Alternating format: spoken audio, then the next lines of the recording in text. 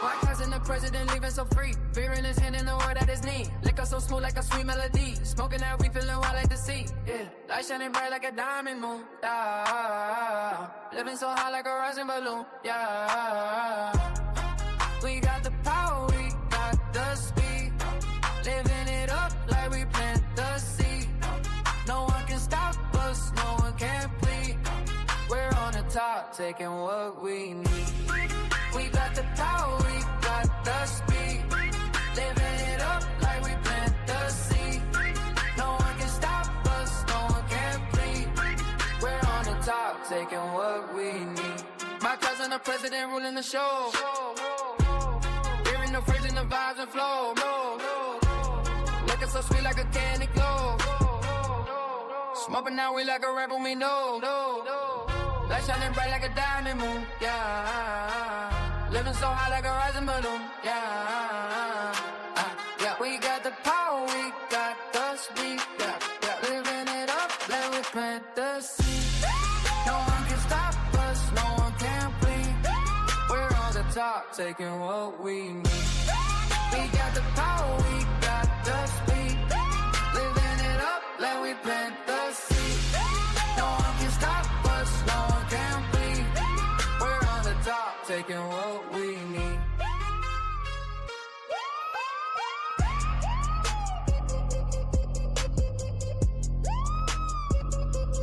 What we know.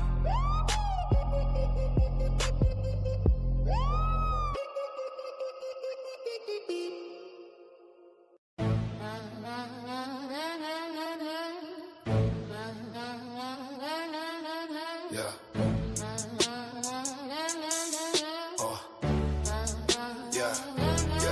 The stadium lights are bleeding through the charcoal sky. The shadows stretching long across the concrete floor. They say the week begins with the heaviest sigh, but we are knocking down the iron door. The velvet ropes are snapping under pressure tonight. The silence breaks into a jagged roar. Steel beams coming in the electric light. We are the storm they never bargained for. Yeah. BiggOh stepping through the clouds of chalk and dust, carving out a kingdom where the weak collapse. Iron sharpens iron in the names we trust, bridging every canyon on the battle map. Yeah, the ground is heavy but it fits the crowd, watching every challenger lose their grip.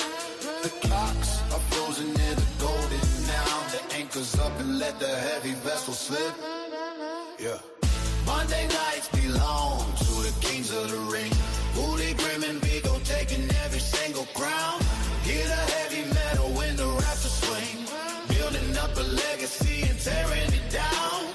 No more waiting for the sun to rise. We are the fire in the middle of the dark, tearing the blinkers from the weary eye, leaving every witness with a permanent mark. Yeah. Grim is moving like a ghost in the gears, turning every struggle into something grand, washing out the salt of a wasted year, drawing lines of power in the shifting sand. Yeah. The bell is ringing like a funeral chime for every ghost that tried to block the way. We are the masters of the stolen time, the only ones who decide the price to pay. Yeah. Leather and sweat in the style of the fight. Gravity is nothing but a ghost we ignore. Two names written in the veins of the night, walking through the fire to the center of the floor. The script is running in the furnace heat. History is written by the head that hold the lead. There is no rhythm in the sound of defeat, only the thunder of the giants instead. Monday nights belong to the kings of the ring. Holy, Grim, and BiggOh taking every single crown. Hear the heavy metal when the rafters swing, building up a legacy and carrying it down. No more waiting for the sun to rise. We are the fire in the middle of the dark, tearing the blinkers from the weary eye, loving every witness with a permanent mark. Yeah.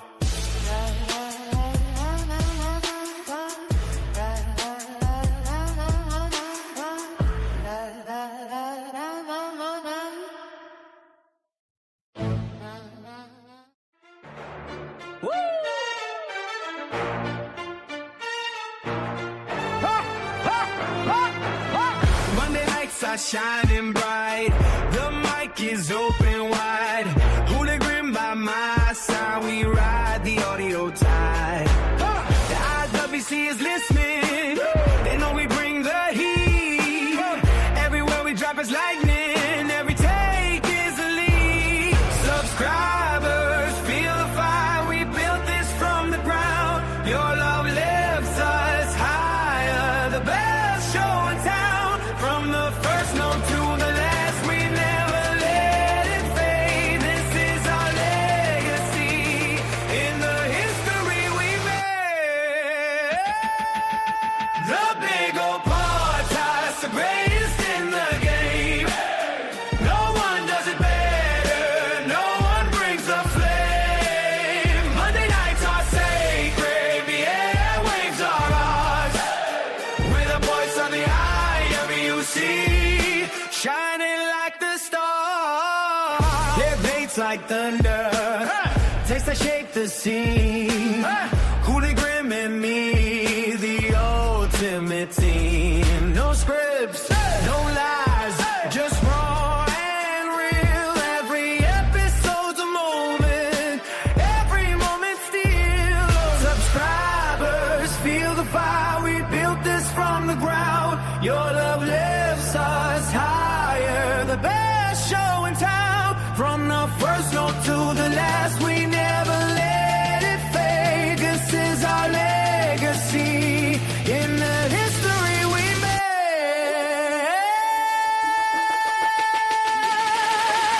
The BiggOh podcast, the greatest in the game. No one does it better. On music, right goddamn there. Cut it. Cut it. He moved up to SmackDown and almost immediately got yourself a contract to take on the WWE champ. Now, you have physically assaulted Cody on several occasions. You also Cut this shit off. Cut this fucking shit off. Our business is very different, and I don't like how Cody does it. I mean, Cut all this shit off, man. We gotta. He walks out. My fellow family members here at the BiggOh Palace, you guys are gonna have to excuse me for the unleashing that I'm about to go through right now. We're gonna get into the Clash predictions before the show starts. Don't worry. We're going to get into all of that. I just got the phone with Hooli. Hooli needs about 10 minutes before he's ready. So we're going to sit here and wait on Hooli. Might be just that might be just a little bit more. That might be just enough time that I need to get everything that I need to get off my motherfucking chest. Ladies and gentlemen, first of all, welcome. Hello to everybody. I hope everybody's having a good Sunday. Mine's a little bit sour. It's the most disgusting, distasteful taste that I got going on right now. Hold up. Wait a minute. I need to fix something real quick. Hold on. I don't care if I walk out then. Those fans cheer me or if they support me. I'm not doing it for their recognition. Unlike Cody, he needs their attention a lot. He thrives on that. But in case they do not support Cody, how's everybody doing? First and foremost. What's going on, everybody? What's up, Mike? Good to see you, Mike. What's up, Kratos? Patrick Palmer. Hi, Blake. How you doing? And Yuri, what is going on? Ladies and gentlemen, the NBA is a fraud. It's a scam. Okay? Technically, that's not how I wanted to start it, but I'm trying to keep it PG as best as possible. I got another 20 seconds before I can say whatever the hell I want to say, okay? Last night, and let me pull this up, and allow me to pull this up. Last night was absolutely was a disgusting disgrace of professionalism and a disgrace in the good sport of basketball. Okay, which brings me to a brand new segment that I want to bring here to the channel. I'm going to call it Off the Mark. Off the mark. Yeah, you got your off the script. Now, fuck all of that. This is an off the mark fucking moment. The San Antonio Spurs is the most disgusting, the most absurd team that I ever came across, that I've ever witnessed or watched with my own eyes in 41 years of watching professional sports. And yeah, I'm talking about shooting out the womb watching sports. Game 6 was a disgusting display of basketball by the San Antonio Spurs. Are we playing basketball or fucking football? Fuck the Spurs. Fuck their bitch-ass head coach. Fuck Victor. I hope he breaks an ankle. I hope he breaks a toe, a meniscus, an Achilles. I don't give a fuck. You a bitch, Victor Wembanyama. Victor, where's your mama? That's what your bitch ass should be fucking called. Fuck the whole Spurs organization. This ain't the Spurs organization that Greg Popovich had. That was a true rivalry with the Thunder and the Spurs back in those days. This shit right here, you might as well put on pads and a fucking helmet trying to go play some fucking basketball. My Spurs lose game 7 last night to a unethical, undeserving team like the San Antonio Spurs, because the only thing they did all Western Conference playoffs was complain, bitch, moan. They are absolutely the most disgusting team in the NBA. And I thought you had teams out there like the Lakers with LeBron and stuff like that. First of all, you fucking Thunder haters need to shut your fucking mouth. You got what the fuck you wanted now. Go praise Jesus, because that's what a lot of people was doing last night. Thank God. Oh, thank God. Thank you, Lord, for having the Spurs eliminate the Thunder. You guys are not even real Spurs fans. You guys are closet Laker fans. You guys are fucking Trailblazer fans. You guys are fucking Milwaukee Bucks. You guys are fucking Phoenix Suns. You guys are fucking Philadelphia 76ers fans. You want the fucking Thunder to lose that fucking bad? All because we mastered the craft on how we play our fucking sport here. You're mad because we won the fucking championship last year. You can never get over that. Fucking Reggie Miller, you a bitch. You mad because you ain't even won a championship. You want to know why? Because Jordan took the championships away from you, bitch. And now you want to try to hang on what Indiana did last year, but guess what? You lost. And we became the champions. Now you got to fucking axe the grind, so you put on a fucking Spurs jersey all through the Western Conference Finals. You didn't physically do it. You didn't physically put on a jersey, but you're commentating how you were sitting there lubing and sucking the dick of Victor Wembanyama all fucking series tells it all. Jamal Crawford. Let's talk about you for a second. One of the greatest six-man player of the year. You could kiss my ass too. You supported your Spur fandom all through the Western Conference Final 2. You and fucking Mike Tirico. Take your fat ass back to fucking football. I don't give a fuck how great your fucking voice is on fucking TV, on the fucking mic. It doesn't fucking matter. You still show favoritism because you all love that Wemby dick, don't you? Adam Silver. You ought to be a fucking ashamed of yourself as commissioner of the fucking NBA to watch the disgusting display of physicality by San Antonio towards my Thunder. You fucking wanted the Thunder out so fucking bad that you told San Antonio to go be fucking football players against them.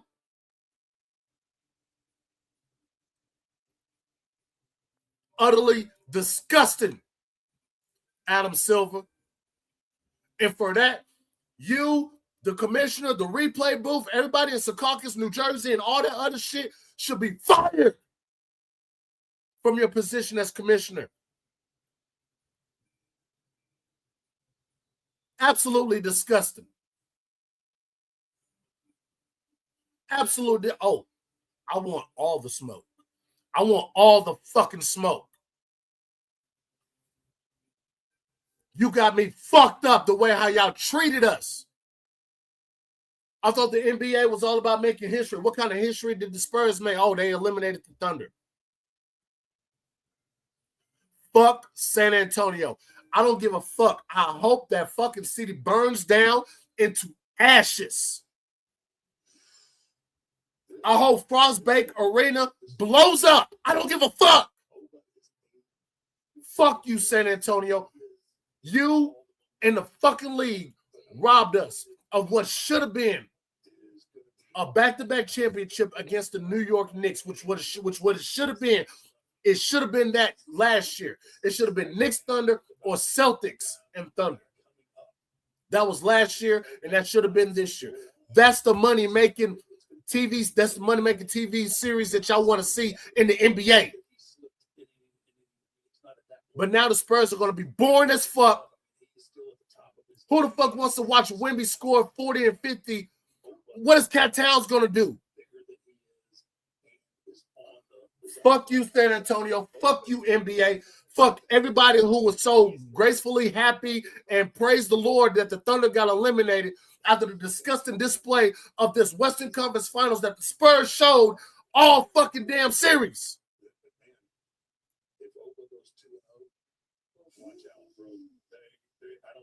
I don't give a fuck what anybody say. Everybody can kiss my motherfucking ass right in the motherfucking center of that sumbitch. I don't give a fuck. Fuck all the TikTok creators. Fuck Cardio Reacts. Fuck that bitch ass nigga. If that nigga was in my face, I swear to God, I'll lay him out right now. Fuck Cardio Reacts. Fuck all these other hating ass motherfuckers that cannot stand the Spurs because we're fucking good. And you motherfuckers had to resort into brutality and physical super playing to beat us. It can never be fucking one-on-one. Y'all want to sit here and talk about how SGA, all he's flop. Fuck y'all. Kobe Bryant did the same thing. I saw people like Tim Duncan doing the same thing. The big fundamental, Tim Duncan.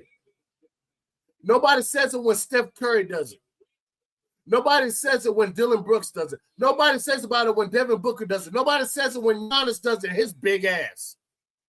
Nobody says it when any other player does it. But when our two-time NBA MVP, when he does it, it's a fucking problem, and it needs to be stopped, right?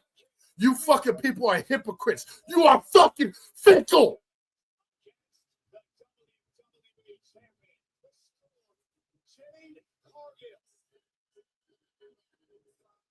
You know, I was supposed to wake up this morning. We were supposed to wake up this morning as Western Conference champions.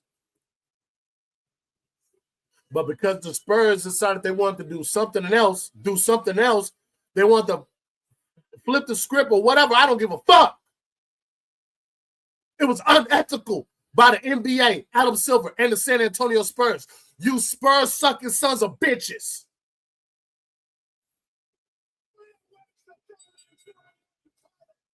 The NBA has a problem. They have a huge problem. And just because one team got an 8'9" bitch on their team, you want to suck that dick and give him a championship? The NBA has been long gone from being a professional sport. In my opinion, the Thunder was the last team that won the championship the right way last year. So now what? Huh? What does that leave us now? Our Thunder is going to Cancun. My Thunder is going to Cancun. I'll accept that. Fine. What I won't accept is the way we lost. These referees have been getting paid under the table for years. And the moment you think that everything is smoothing out, then San Antonio forks over that money to make sure that they go to the NBA Finals. I don't give a fuck. I don't give a fuck how anybody else feels. Fuck what y'all think. Y'all can tell me the whole world is turning blue and black. right in front of my fucking eyes, and I still don't want to, and I still wouldn't believe it. Fuck everything. Fuck all that shit. I don't want to hear it. I don't want to fucking hear it. The injustice to the NBA is at an all-time high. And the Thunder has been the motherfucking villain with a black fucking hat all fucking year. Where's the same fucking energy when Golden State did the shit? Where's the same energy when the Lakers kept going to the fucking finals? Where is it? Y'all don't have it. Y'all only got it for my Thunder. Why? Because y'all can't stand on how good we are, how masterful we are with manipulating fouls in the NBA rules and shit like that, and we do it the right fucking way. I want all the fucking smoke. I want all the fucking smoke. Because y'all got me fucked up. If y'all think that I'm not crashing out for a fucking reason, I'm crashing out for every fucking reason.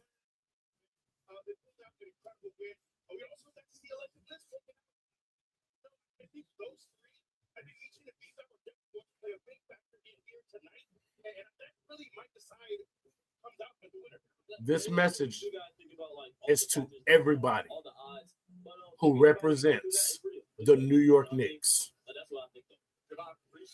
Please do me a solid fucking favor and get rid of the Spurs. Go win your championship, New York. Win your damn championship. This is your fucking time to shine. Make it count. Fuck San Antonio. Fuck the Spurs. Fuck Victor Wembanyama. Fuck Devin Vassell. Fuck Stephon Castle with his bitch ass. Go get you a championship, New York. I'm calling all of the Knicks fans. Rise up to the fucking occasion. Go get you a championship. Jalen Brunson, go get you a fucking championship. Cat Towns, the moment is here.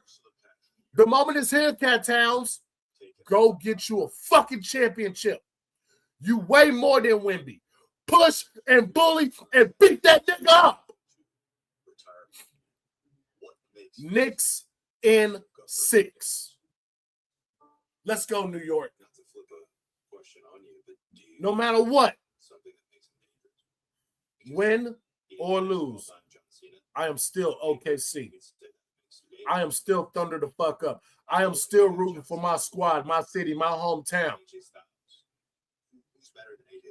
I'm not watching the NBA Finals. The NBA Finals can suck my fucking dick. And I pray to the Lord that it's the most low viewership in NBA history.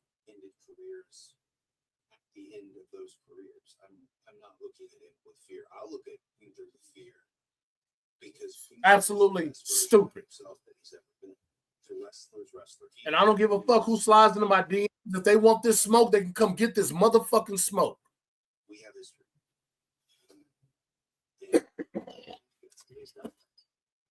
Sometimes you got to say stuff. But I think his outlook now, that was my off the mark moment. That was my motherfucking off the mark moment. Now we're going to get ready. Now we're getting ready for Clash in Paris. I'm not there yet. Fucking ridiculous how the NBA is these days.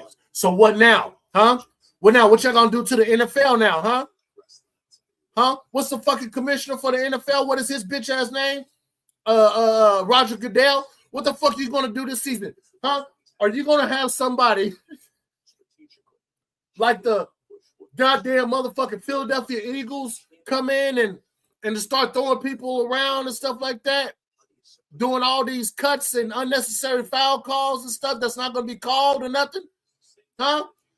Are we going to get some blatant pass interference called that's not going to be called or nothing?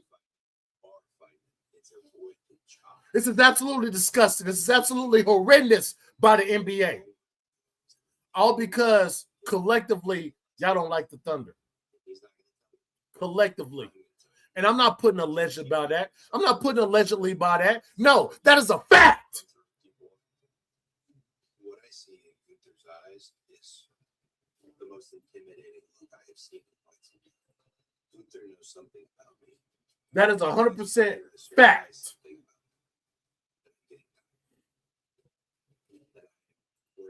And I don't care how anybody else feels. If you're a Spurs fan and you over here and you want to bring me some smoke, bring it.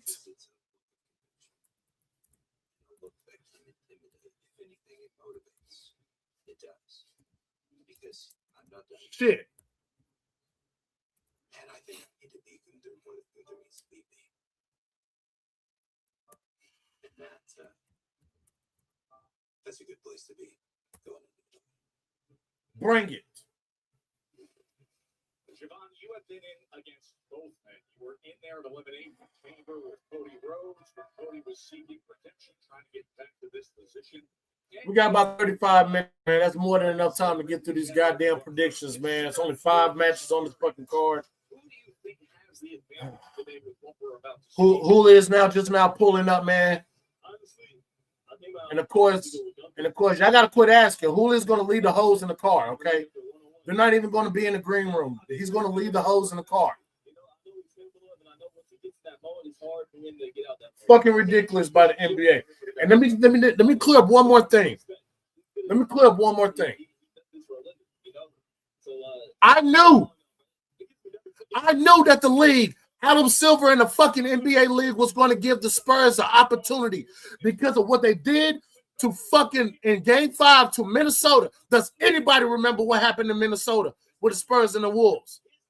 What did Victor Wembanyama do? He elbowed, looked at it, Nas Reed, elbowed him directly in the face and did not get suspended or fined. Is that enough?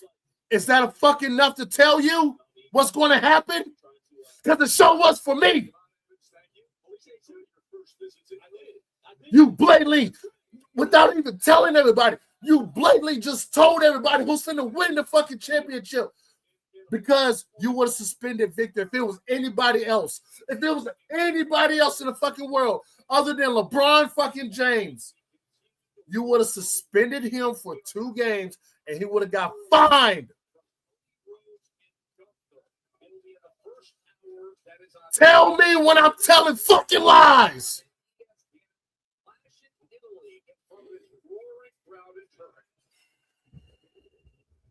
I need to smoke. I done spit all over my goddamn computer and shit. I don't give a fuck. Because wrong is wrong. Wrong is unethically wrong. Hold on, y'all. Let me.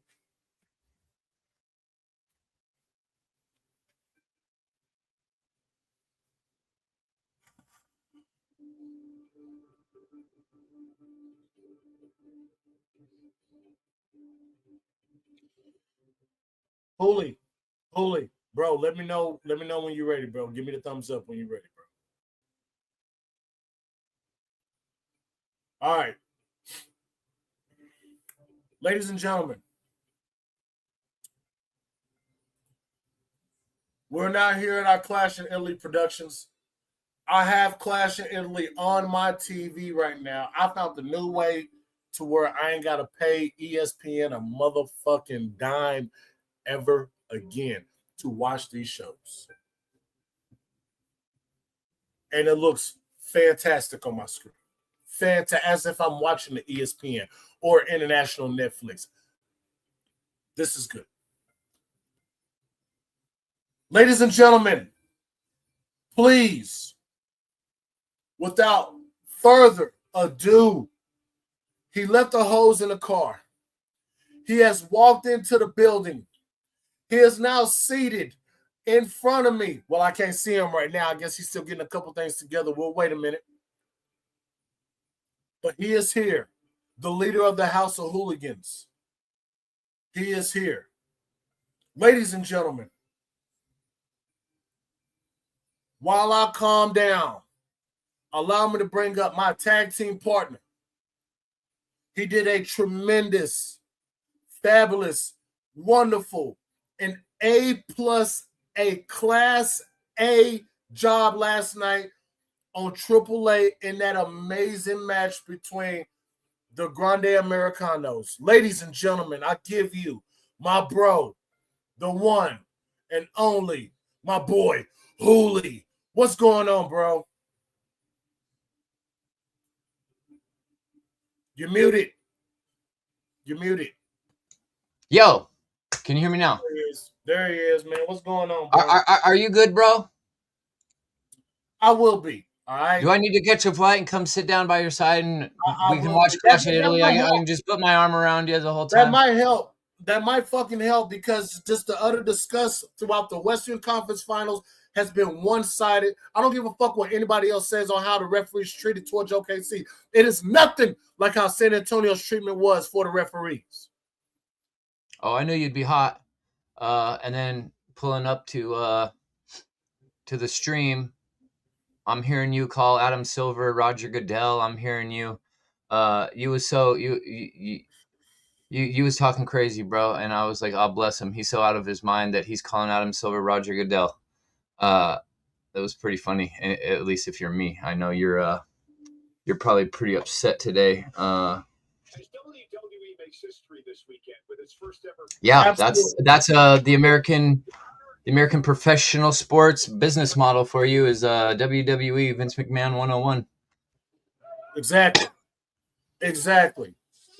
I just want every sport to start having pads, a helmet, all that. Because if we're going to start playing like that, we're going to start playing rugby and basketball. If we're going to start being WWE and NFL and NBA, if we're going to do that, I need everybody wearing pads. And I swear to God, I want Isaiah Hartenstein to close line Victor's fucking neck off this bitch. It's going to be okay. It's going to be okay. Because I saw a video that supposedly leaked the NBA script from 2000 into 2030. So it went from 2000 and it predicted all the champions from 2000, I guess, up until 2030. And 2025 said Thunder. 2026 said Spurs. 2027 said Thunder again. So next year, the Thunder is projected to win it already. So you have that to look forward to. I know it ain't the same as like winning a back-to-back. I honestly thought the OKC was going to win a three-peat. But then, as you mentioned, we saw the emergence of Victor Wembanyama. And I think the NBA's been waiting to unleash him for a minute. And they tried last year, but he was too injured. And like you said, that's his fucking fault. That's his fucking fault. No, I know. I'm just saying this, what went down this year and like what's been taking place in the playoffs this year would have happened last year had he stayed healthy. So OKC might not have even gotten a chip last year if Wembanyama had stayed healthy, because the league's been trying to push him as the next guy since he came into the league, really. And I know. You can see the favoritism already, like you said. I mean, they're getting away with all kinds of shenanigans. Murder, basically. Murder. Now, my screen is frozen, everybody, so give me a second. I'm trying to get this shit. All right. I might have to because I done. Are they talking about San Martino? I done bumped and Bruno San Martino is in the top 5 2 times for longest championship reigns. He's number 1 and he's number 5 on the list. That's crazy. All right. Give me a minute. Holy. That's insane. Let me we're gonna give me about a couple of minutes because I gotta fix my camera, so I'll be right back. Hold down the chat for me if you can, Holy. When I come back, I want us to get right into the Clash in Italy predictions, and then I want to talk about what, in my opinion, is the greatest match we will see all year with Mask versus Mask. Can you hear me? Yeah, I can hear you. But I want you to hold down the chat for me real quick. I gotta fix my camera. When I come back, my audio issues. Can you hear me better now? Yeah, I can hear you, bro. I can hear you. Okay. I was trying to say real quick. Sorry, go ahead. I'm gonna say when I come back, I'm gonna step away for a minute and fix my camera. When I come back, I want us to talk about Clash in Italy, and I definitely want us to talk about, like I said, what in my opinion was the greatest match we're going to see all year in 2026 with Mask versus Mask. So if you could do me a solid real quick, just just maintain, just hold down the chat real quick. Let me exit out, and I'll be right back, bro. Yeah, for sure. Thank you, by the way. If you can still hear me for that epic intro, you always do me solid on the intros. Even my buddies are like, "Damn, your homie's got the intros." And he really does a good job when he introduces you. I've had a lot of comments. I mean, hey, look, I'm gonna make sure I put all my guys over, man. I'm putting all my guys over, bro. So, all right, be right back. Sounds good, bro. What's good, chat? Are you sick of me yet? I pulled up to the venue this morning. I'm exhausted. I didn't even go to sleep till like 6 o'clock this morning, so I've slept, showered, and gotten ready for this event all in the last 4 hours. So, if I look like hell, just know that I feel that times 100 on the inside. So, how are we doing today? Are we ready for Clash in Italy? Hey, how about match of the year last night, huh? I don't give a fuck what nobody says. That match last night was the motherfucking match of the year. I don't, in terms of storyline and continuity, and there's been some good stuff in wrestling, at least on the WWE side this year. But when you're talking about like investment and not just with the fans in the angle, because there were times part of the storyline towards the beginning was kind of like, okay, what are we doing with this? And it's hokey. Let's just go along with it and see kind of how it plays out. Anyways, how it all played out, sometimes a negative can actually be a positive in disguise, but you don't know that until you get to the end result. And Chad Gable getting injured right as he becomes this Grande Americano character. I don't know if this was the plan all along to have him and Kaiser do this thing. I feel like at first they threw Kaiser into the mix just to take Gable's place because they didn't know what to do. Yeah. And they had just started the character with Gable. And my God, how it all ended last night was... It was amazing, man. It was pro wrestling 101 in terms of booking a story long term at that and running with it. Adding little parts here and there, little appearances from different characters. It was all done it was a master class, and I don't know who's responsible for it, but when the credits roll at the end of a AAA show, and this is for all the punk ass motherfuckers in the IWC and JD's chat. Yeah, I'm talking to you, and you all know who you are. For all you dipshit ass clowns who want to sit there on Twitter and in JD's chat and wherever the hell else you might take a shit. Everybody talking about, oh, Undertaker greater than Triple H. Oh, Undertaker's cooking. The first name I see says Paul Levesque. Facts. Then I see Lee Fitting, and then I see Mark Calloway. Facts. Now, I'm not going to take any credit away from The Undertaker, but under the tutelage and the guidance of Triple H, in unison and sync with each other, and I think Conan is having a say-so in it. I'm pretty sure Rey Mysterio is having a say in what's going on. But collectively, AAA is en fuego. It's on fire. And that pop, when Chad Gable, when he came out, got a huge negative pop from the crowd. And I was like, wow, they are really booing. And then when Grande Americano comes out, I mean... You would have thought it was the Tribal Chief or Hulk Hogan in his prime or Stone Cold in his prime, for Christ's sakes. I mean, he came out and the place fucking erupted. They did. They did. Like, he's the face of AAA. Like, he's AAA. He's the dude. He is the main guy, and it's, of all people, like, when you think of just who it is playing the character, like Ludwig Kaiser, did anybody see that Ludwig Kaiser was going to go to a promotion and become the top guy? Nobody picked this. No, nobody did. Nobody did. I think part of that adds to the whole what made last night's conclusion to the whole thing epic. But my God, even though the matches before, like Eddie, our good buddy Eddie, was in my chat last night, and he mentioned the fact that because I was saying I feel like AAA when they do the vignettes, they kind of do a cinematic style, which I'm sure is credit to Jeremy Borash in production, but it's a very Lucha Underground feel. Yes. And then Yes. the booking of the show and the crowd, and imagine if Full Sail back in Black and Gold was the size of a basketball arena, and you had that many people at every weekly show going that buck wild like they do in AAA. I mean, it feels like NXT Black and Gold on steroids down there. And Eddie said he feels like AAA reminds him of the first year of AEW. And as I was watching the show last night, I'm like, the way it looks on camera and the graininess of it, it doesn't look polished like Raw or SmackDown. And as I'm watching, I'm thinking it does really kind of have there's almost like a smoky kind of haziness in the arena from the fog machines probably and the pyro, but it reminded me of watching Nitro. And as Eddie said that, I was like, he's right. It has a very AEW in its early days, WCW kind of look to the show. Right. All that said, it was an epic show.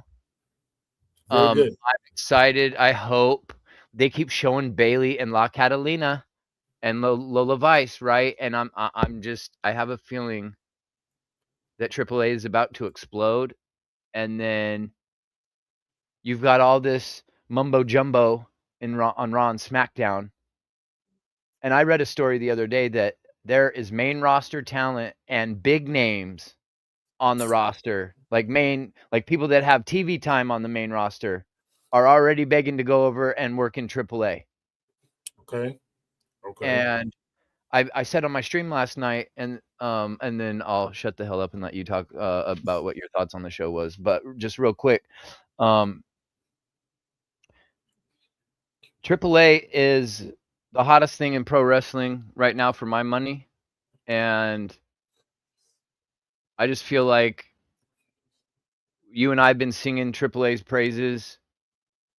I remember doing a show with you during WrestleMania, and they had made that announcement that they had purchased AAA. And I've seen AAA shows before in the past, not a lot, but I have watched Triple Mania a number of times, and I knew something special could be done with that announcement, and to see what they're doing with it is great. It's kind of obvious that they're focusing on AAA, and it kind of makes sense as to why the main roster shows are sucking, because everybody's blaming Triple H for the shittiness of Raw and SmackDown. But I'm like, well, for all you fans that want to hate on Triple H and stuff, and oh, where's Bailey? Oh, where's the War Raiders? Oh, where's Rey Fenix?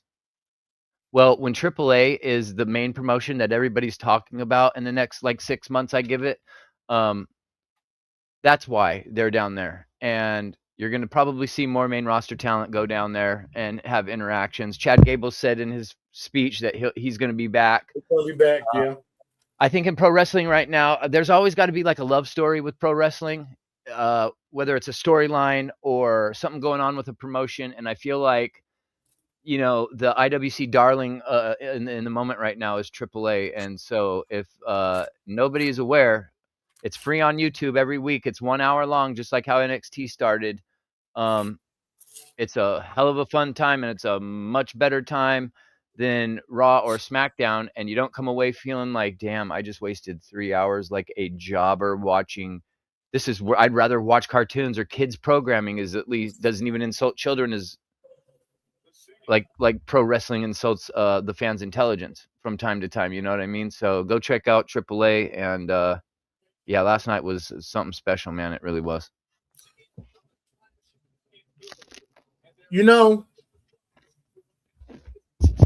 I don't have really much to say. I really don't.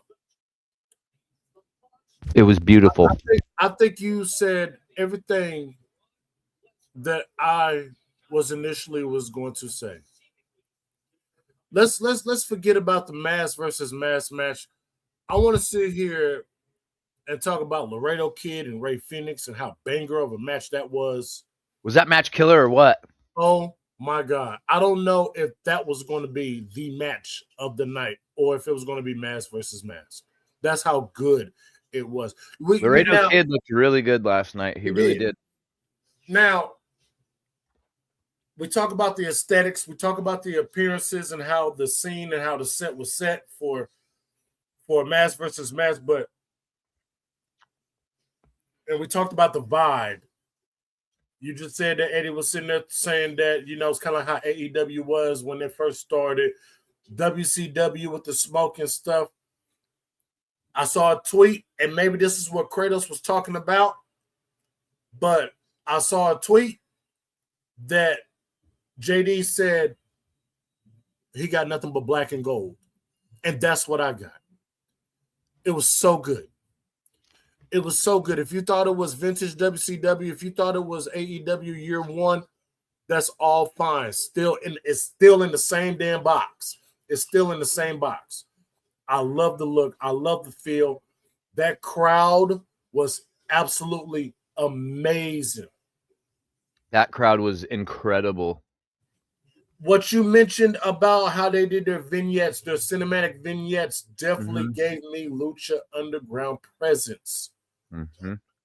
And with Rey Mysterio being the GM, I'm hoping that was an idea of him and a few others to kind of incorporate some Lucha Underground feel, some Lucha Underground taste into the AAA product. I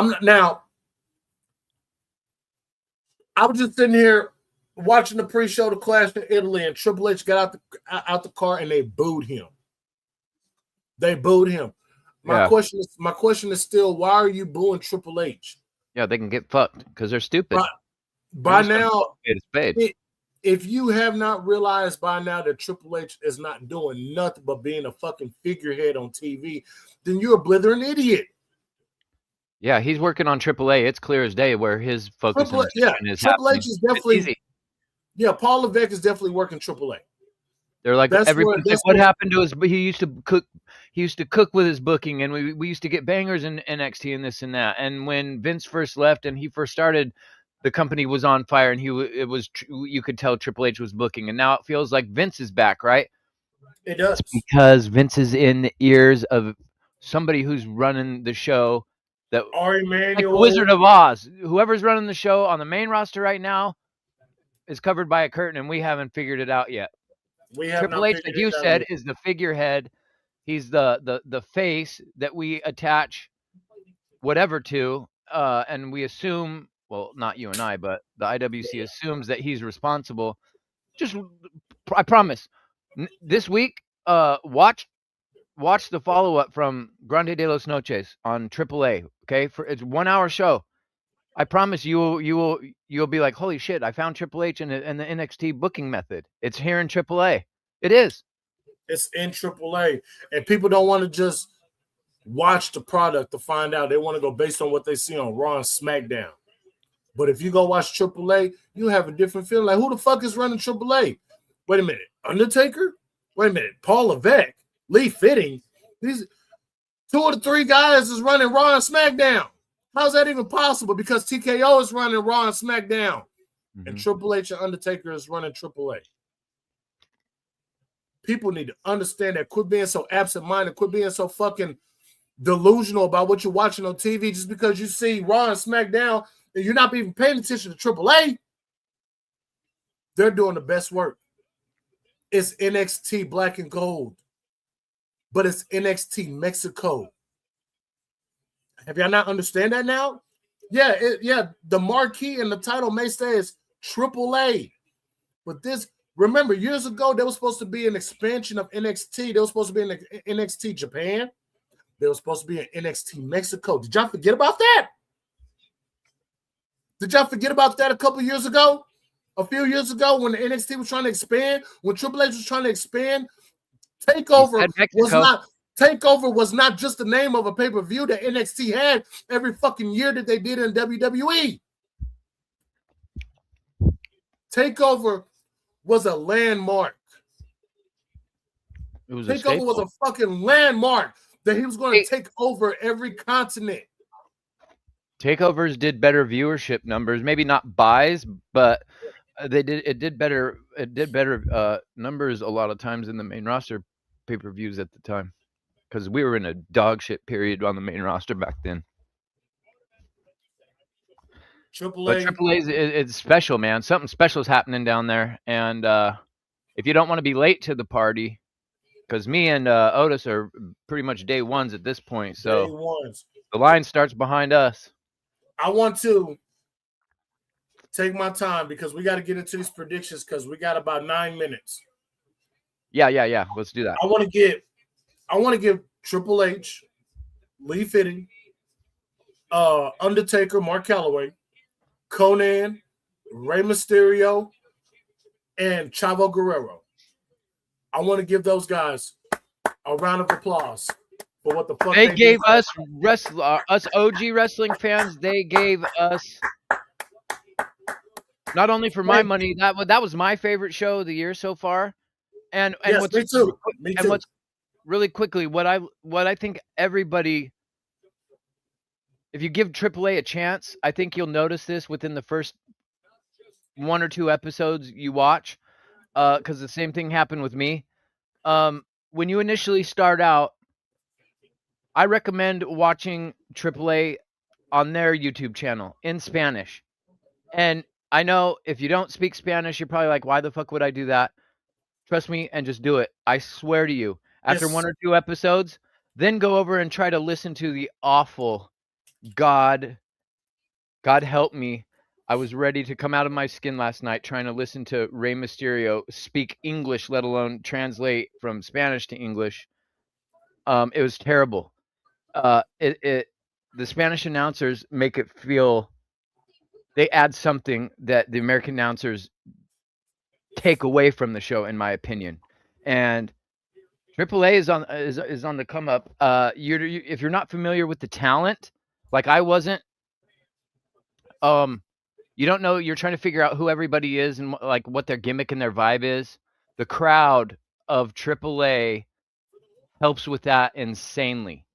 3/4 of that roster, when I started watching, I didn't know who the fuck they were from any other luchador that I've ever watched. And the crowd will let you know, and then you start to figure it out, and it'll pull you in. And if you're a longtime wrestling fan, I feel like you probably already know about AAA and you're already watching. So Exactly. All right. We got about 7-8 minutes. Let's get into these predictions. We only got 5 matches on this card, man. And yeah, Clash out in the Italy, gate- follow that. And let's see you follow. Yeah, let's see you follow that. We're gonna start off right off the fucking bat when the show starts with the WWE Undisputed Championship, Cody versus Gunther. Holy, do you see Gunther walking out as WWE champion in Clash? No, I don't. Maybe partly because I hope he does. Actually, I just don't. I don't know. What are you gonna do with him? Have him be champion for the European tour for the next 2-3 weeks, and then what when you come back to America? Drop it back to Cody. Please God, no. Cody's the champion now. Just leave the belt on him until you figure something out. I think. Hey, wait. Let me say this real quick. I think Randy Orton shows up. Continue. Yeah, it's very strange that we haven't seen Randy Orton since WrestleMania, right? Mm-hmm. And the whole botch with that scenario and their match, his match with Cody. So you're probably right. I'm also wondering if possibly, and I don't know, maybe not. Yes. It's like you read my mind. Yeah, you read my mind. I don't know how you saw that one coming, but that was awesome because I was not expecting you to know where I was going with that. That was the other surprise I think we may get. But I think I would rather Punk actually. I think make the switch to SmackDown. They had their chance, and I feel like we wanted Randy and Cody for so many years, and when we finally realized we were getting it this year, they ruined it with fucking and watch it week after week, run it into the fucking ground before we even got to the match. Was like, how do you fuck this storyline up?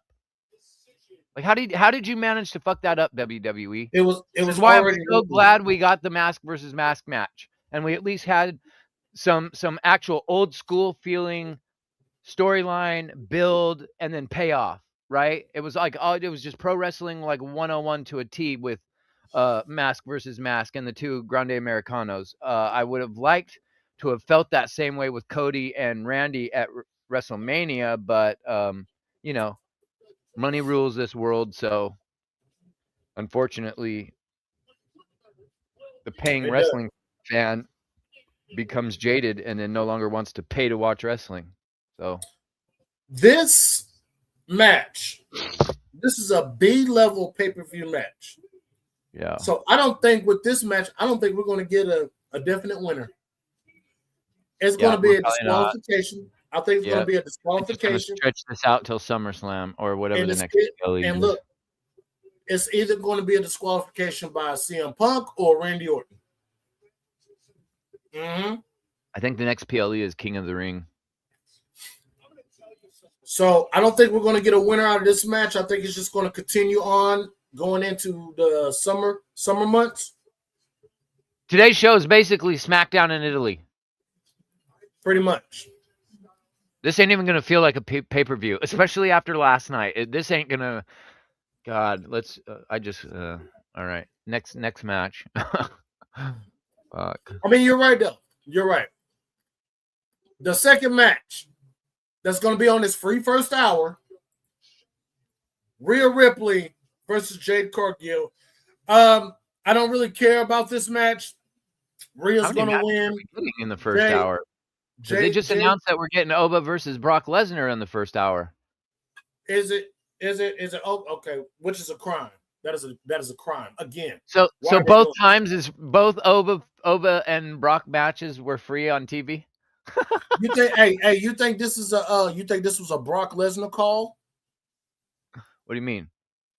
You know, the earlier he gets in there, the earlier he can leave. I don't think this was a match placement idea.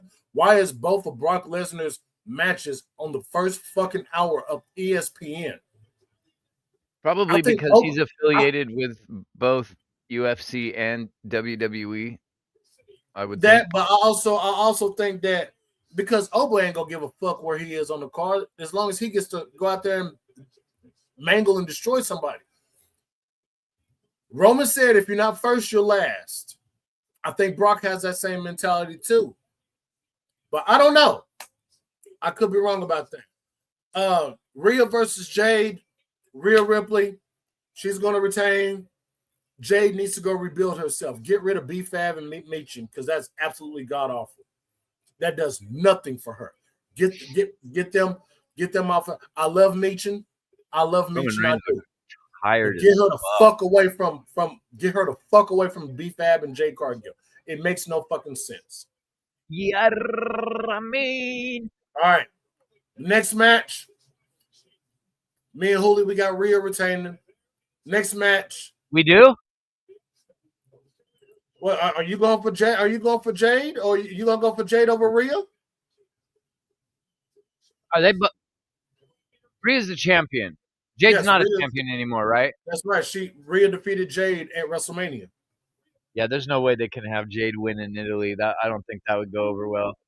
Nah, it's not. It's not going to happen. Oh, look at her walking in the back. Oh, Jade. God damn. Jade looks good, man. Jade looks good. Look like she got. I can't. I'm sorry. Every time we were talking about Jade, and then I see her on my screen. She looks good, man. It's not possible for me to hate on that woman. I know all the criticisms, and they're not wrong. She's not the great. Oh, he cut his hair? Did he cut his hair? Talking about Brock? I thought yeah. Kind of looked like it. The crowd is packed. Holy shit. It looks like WrestleMania in Italy. Next match, Sol Ruka versus Becky Lynch. I am so sick and tired of this. I'm not a fan of this version of Becky Lynch. I think it's annoying. She almost makes my ears just bleed because of all of the annoyance. Not as much as Liv Morgan, who, by the way, has not defended that fucking title in over 60 days. Fuck you, WWE, and fuck you, Liv Morgan. I was on TikTok and I explained that yesterday how Liv Morgan is trash. She is the worst women's world champion. Can we please get Stephanie Vaquer back? Can we please put the title on somebody else? Liv Morgan has done nothing since winning that fucking championship at WrestleMania. She is absolutely annoying. She is useless. She has downgraded everything that Rhea and Stephanie Vaquer has done with that women's world championship. Get Liv Morgan off of TV and get her the fuck out of that women's world championship situation. Now, Becky versus Sol Ruka. Tonight, in my eyes, we will have a new women's Intercontinental Champion. Holy, your thoughts? I feel like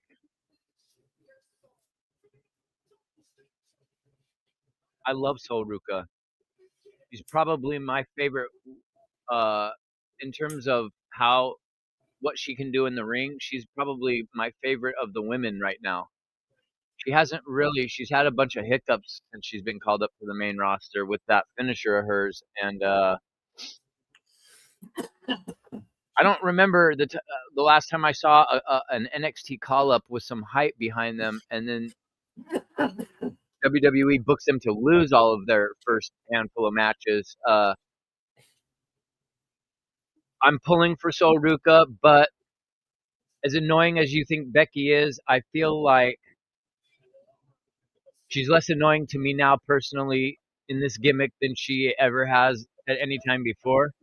I feel like she's really, like, when I look at Becky now, I believe that that's her, like, her gimmick is her now. Before, I just thought I was watching a woman try to pretend to be a character. And I think Becky's better now probably than she ever has been. I'm not saying that she's less annoying, but I hope we hear Ann New. I hope we hear Ann New, but I think that Becky's going to retain. All right. I'm going to go with Sol. Julie's going to go with Becky. We got they are starting with Cody and Gunther. This is crazy. We got the championship. Gunther's coming out in his old jacket. His Imperium jacket. Yeah, listen to the crowd, man. Damn. They're singing his song. That's crazy. The World Heavyweight Championship, Tribal Combat, Roman Reigns versus Jacob Fatu. Who you got, Hooli? I'm hoping WWE takes a chance on Jacob Fatu and shocks. Sorry, I just spit all over everything. And shocks all of us. Don't worry, Hooli. Hey, Hooli, don't worry. I spit all over my laptop. I know, but there was a better reason for you to do that than me just what was it like? You just went, sure. But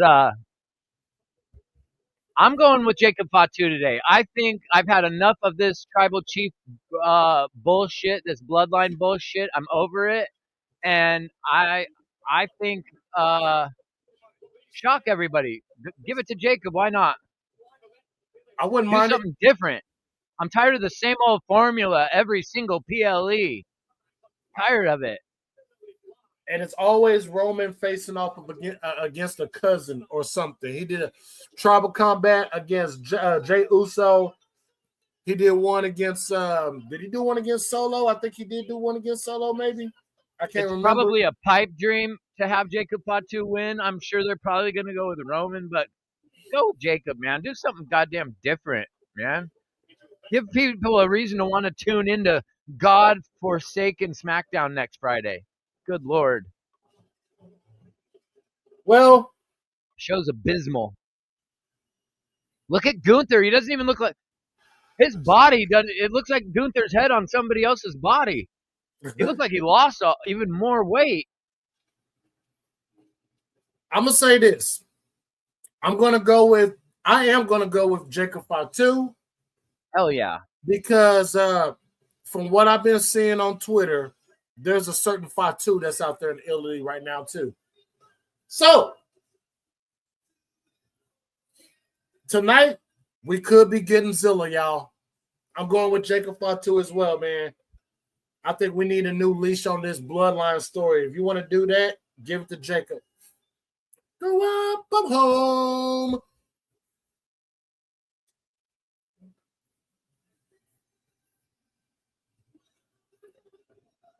I will say this: no matter how much hate Cody gets, he still has one of the more better entrances, man. His entrance is fucking epic, dude. It really is epic, man. He's got pyro, lights, lasers, smoke, any little thing that they give somebody for an entrance. He's got all of it all combined into one massive fucking. He even comes up like Rey Mysterio used to, right? I know Rey Mysterio used to shoot up off the thing, but Cody Rhodes comes up from the little lift. And the Cody Vader. Like, they gave Cody him. Vader. They call it the Cody Vader. They gave him. He's probably got the most expensive entrance out of everybody. Him and Roman Reigns. All right, Hooli. One more match. We saw it at WrestleMania. He says, let's run it back for Clash. Oba versus Brock 2. Ladies and gentlemen, I said it at WrestleMania. Oba needed to get put over at WrestleMania. I would not care if Brock got his lick back. I thought it was going to be at Backlash. But apparently, it's going to be here at Clash. I'm picking Brock Lesnar over Oba Femi. Hooli, how are you looking at it? Really quickly, I'm looking at Cody's jacket and his wings on the back with his logo. It's the colors of the Italian flag. That's awesome. I'm guessing at some point that's going to get auctioned or eBayed or some kind of charitable thing he's going to do with that. And some fan from this show is going to end up with that jacket somehow. I just have a feeling. That being said, I agree. I think the predictable thing is Brock is going to get his lick back today, which is probably what's going to happen. But I forget who I was watching on. It was somebody, one of the content creators' videos on TikTok popped up the other day, and they were saying they wanted Oba Femi. Look at Alicia. Look at Alicia Taylor. Well, that hairstyle. She come out looking like the Bride of Frankenstein. I was thinking Sindel from Mortal Kombat. Oh, Sindel, yeah. But damn, I'm going with Oba Femi. You gonna go Oba? I'm gonna go with Brock to get his lick. I know back. Brock's probably gonna win, but I just think if you put the belt on Jacob Fatu and then you put Oba Femi over again, nobody's expecting either of them two things to happen. I don't think a loss from Brock is gonna hurt Oba now. No, I don't either. No. I think that's probably what's going to happen today. Even if Brock were to lose again to Oba, I don't think it will fuck up Brock. I don't, especially if they got plans. So let me plant this out. I think Brock is going to win because I do believe that Gunther is going to lose, and I do believe that Gunther is going to almost entice or force Paul Heyman to turn on Brock against Oba. And Gunther is going to come out or something like that when Brock loses, and Paul Heyman is going to turn his back on Brock and side with Gunther. I think Paul Heyman gets a new Paul Heyman guy today. Today? It's a few things. Yes, tonight or this afternoon or this morning, wherever you are in the world, I think Paul Heyman turns on Brock Lesnar and joins Gunther and sets up their match this summer. What you guys think about that? What you guys think about that in the chat? What you guys think about that? I just threw that out there. I like it. I like that a lot because I was going to say I didn't want to be long-winded because we're getting into the beginning of the show and whatnot. But I was thinking in my head when I was talking about putting Oba over today, I kind of been having that same idea that like when it gets to the retirement match for Brock Lesnar, are they going to have Paul turn on Brock like at some point between now and then, or does Heyman turn on Lesnar in the retirement match and that helps cause Brock to lose? But I kind of was going with if you pay attention to Paul Heyman's behavior pattern, he turns on everybody. So it would make sense for him to realize, okay, Brock's on his way out. I need a new guy, and I need to attach myself to the new next big thing. You got it. You got it. Yeah, and that's so where I my brain am in was. agreement with your call on that 100%. That is what I was thinking. So even though I picked Brock to win, if Oba wins, that's the reason why. That's what I'm calling. That's what I'm calling. I'm so sorry to everybody in the chat, man. Y'all know I was steaming hot, mad when I started, man. I didn't get a chance to go and do the roll call. So real quick, just want to run through it real quick. Let me just throw this out to shout out to you. You absolutely kill it with the thumbnails, and another incredible job with this Clash in Italy thumbnail. Man, it's awesome. It took me 10 minutes because I had to get some stuff rearranged and reworded and stuff, man. I'm loving the whole cartoon look and stuff, man. Hell yeah! My name is spelled correctly and shit. I like everything. it. Looks good. Yeah, everything looks good. And I wanted us to have the feeling of us being surrounded while we holding the mics talking about the show stuff. So I want to switch up a little different, but I'm loving the cartoon aesthetic and stuff. If you guys the crowd, ever know, they all look like World Cup soccer fans and shit. Yeah. You did a great job at really. It's in the same art style that fits in with all your other thumbnails, but you can tell this one is. Oh, this has got a European vibe to it, definitely. Yeah. So, man, shout out to Copilot and shout out to Gemini for helping me hook this up, man. So I had to use two of them to kind of get it like this to make sure I get the vibe and the European aesthetic kind of going along with it and stuff, man. I love it. I love it. Let's do the quick roll call real quick, man. Mike Evers, what's good? Kratos, my bro, man. Oh. Hope you're having a good one. Patrick Palmer, always. Blake, Yuri is up in this bitch, man. Appreciate you, Yuri. Hope you're doing good. I haven't seen Blake for a minute. Yeah. Let's see, Cody. I've never seen anybody do that. Funny Rob, Hoodie Rob. Yeah, I pulled up was on, man. I was 100 miles. Have you ever seen anybody whiff on an arm drag takedown? Cody went to hook Gunther's elbow to just kind of whip him over onto his back on the mat, and Gunther didn't step away from the turnbuckle, and Cody just went whoop and just whiffed. He completely airballed. Oh my god! I've never seen anybody airball that move ever. Amanda Nicole, the only Philadelphia Eagle fan that I will allow here in this goddamn chat. What's up, sis? You want the Spurs to lose? Thank you, Amanda. Thank you. That makes me feel good. Who else we got up in here? Mike Rouse. What's going on, buddy? Hope you're doing good, man. Mike Rouse, thank you very much for pulling up last night. You were a real one, man. Shout out to everybody in the chat that came to support me last night. I appreciate you guys. Hey, this is who I wanted to talk to right here. Guardian. GOC, my brother. Did someone say chaos? First of all, I unleashed a lot of chaos on here as soon as I got on live. I went on and on and on. Guardian, I need a favor. I need a huge favor from you, Guardian. Please, I need a huge favor.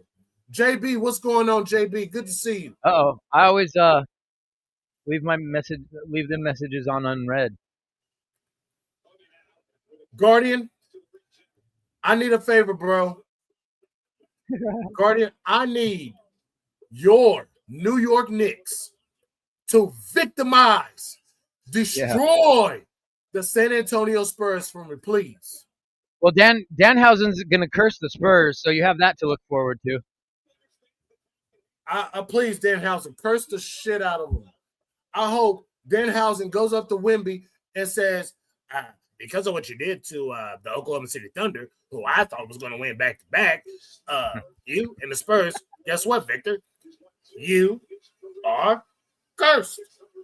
Hey, that was a pretty good Danhausen impersonation. You are cursed. Cursed.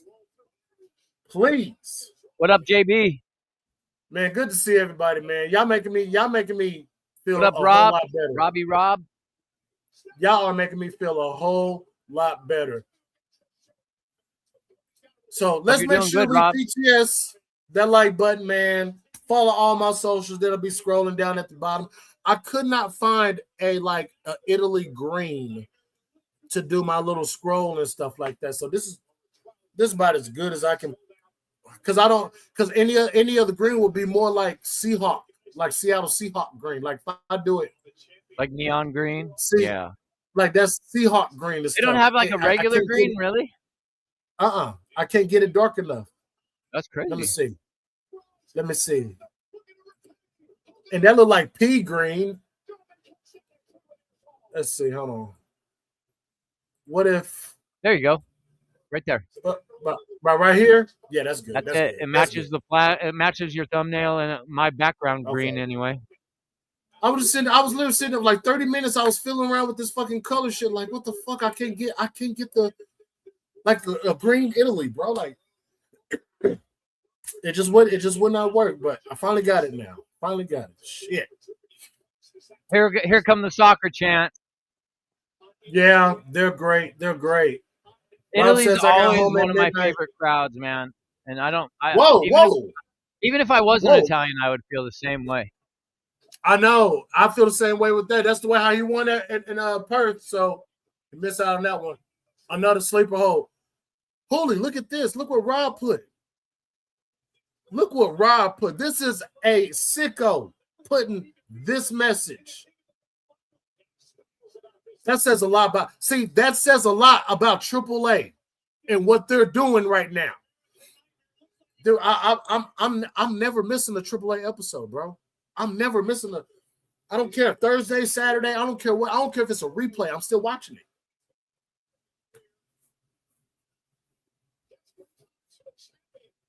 Now, when we were watching like Worlds Collide, a couple Worlds Collides that they'd given us, and then whatever the other AAA shows we got last year, like the major shows, I haven't missed one since WWE got them, right? I wasn't watching week to week in the beginning last year, but I didn't know. Oh shit! I didn't know what we know. Hold on, you might be ahead of me. Oh, this must be what you're talking about. Him jamming the elbows into Cody's collarbone. Yeah. Yeah. Nice choking him out again. Oh no. Look at Gunther's hair just flailing to the side. That shit is hilarious.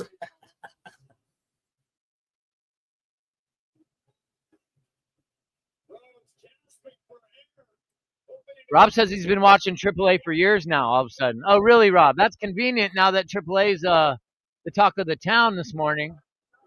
Ain't heard you talk about AAA at all till today. Funny, Rob. You know, he does have a different TV shit, by the way. He might have. In 2019, he watched for Penta. I mean, in 2019, La Parka. Even when Rey Mysterio was there, when Chavo and Eddie Guerrero was down there, when all of the Guerreros was down there in AAA. I remember a lot of AAA from back in the day. Now I have not. I ain't gonna say like up until what about last year when me and Hooli start catching fire with AAA. Just like Hooli, I watch all the major shows. I seldom watch the regular, the TV shows, but all about the Triple Manias and all the other major big shows that they put on. But I think the moment when AAA had the merger with WWE, it was just like I wanted to see what WWE talent would show up on AAA. Yeah. And the fact that the shows have been absolutely, because let's face it, when AAA merged with WWE, people was like, oh wow, great. It's going to be a run in the mud show and stuff like that. And they have changed my mind. JD said he didn't watch AAA and he wasn't going to watch AAA. I know he said that at least around the beginning of the year. I remember Hooley going in JD's chat, telling JD, bro, you need to watch it. I've You been need telling check it JD to out. watch AAA for months and months and months.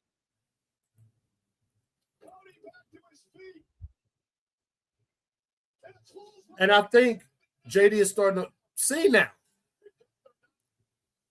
I literally think JD is starting to see what AAA can do now. He said last night's Mask versus Mask match was the best Crossroads. match of the year. It's definitely going to be match of the year.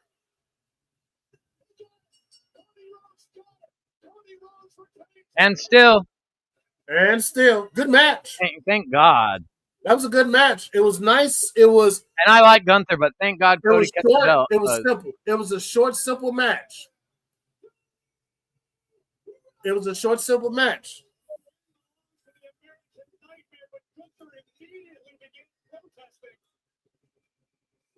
I'd love to get another look, perhaps a different angle.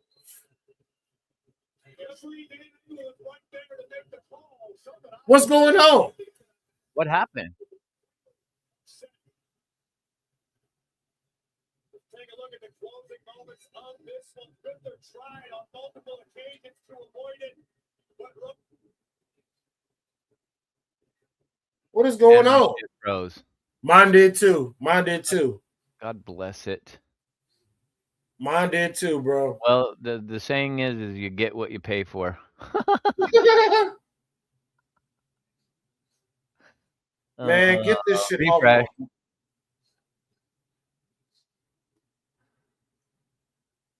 Oh, it is.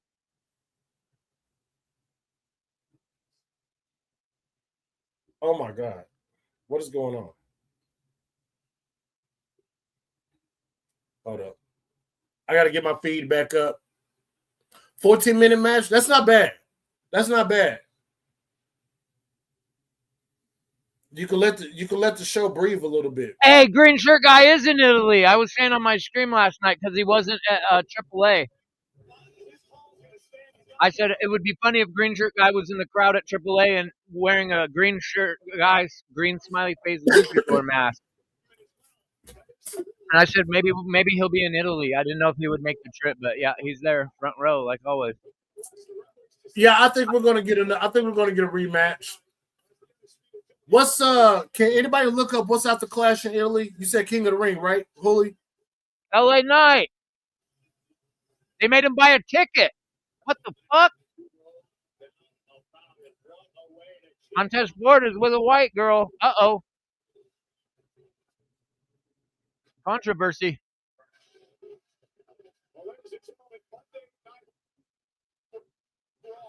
Damn, Yeah, there's WWE LA making Knight. their talent buy tickets to the show to sell it out is crazy. Just kidding, chat.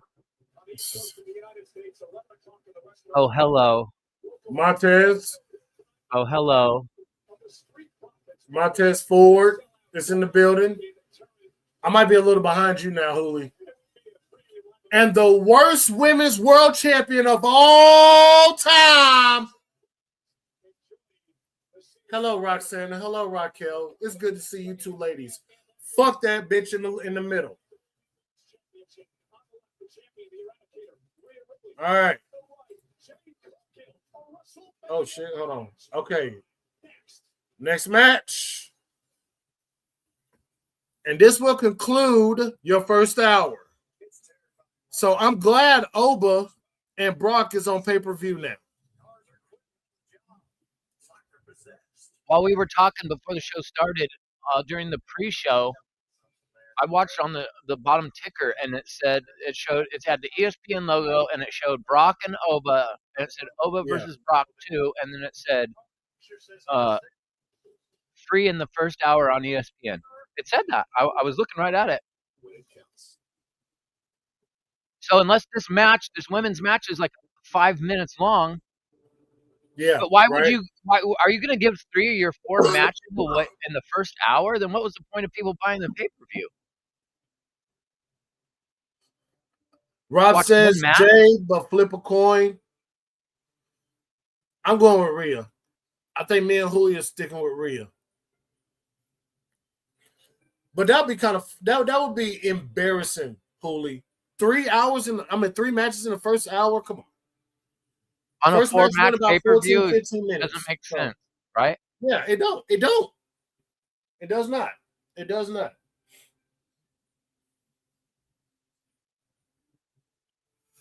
Oh, I agree Christ. with Yuri. They should have restarted the match. I don't want to see a rematch. I don't want them dragging this shit out. Oh, I got my foot under the rope. Oh God, the SmackDown is going to continue to be cringe based off of the result of what we just saw. Yeah. That what look. Oh yeah. I Now appreciate. I hope Jacob do wins even more now. I do appreciate that Gunther went over to SmackDown to try to give a fresh something with the world with the WWE for the top of the card, basically. But Hey, how about this? They should have restarted that match though, because How right about now this? There was no Randy Orton. Where the fuck is Randy Orton? where is Orton? Where is CM Punk? Where is CM Punk? But wait. Before you comment, I can understand why Punk wouldn't show up because he's a good guy. And Punk is more of a face-to-face type thing.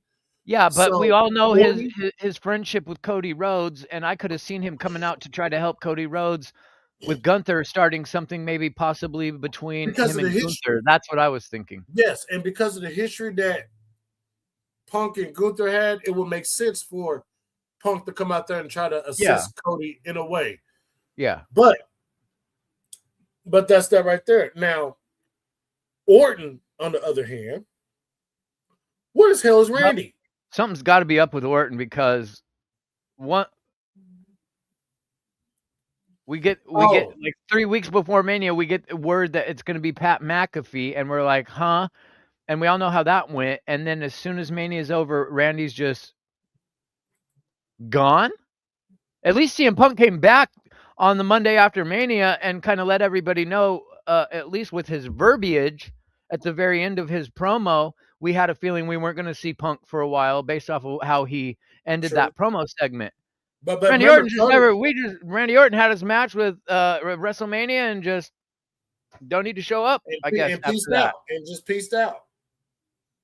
Do you think maybe that's because they're going to try to let enough time pass for us to get the taste out of that shit out of our mouth and then maybe try to redo it when he comes back and run it back with Cody? That's fair. That's fair.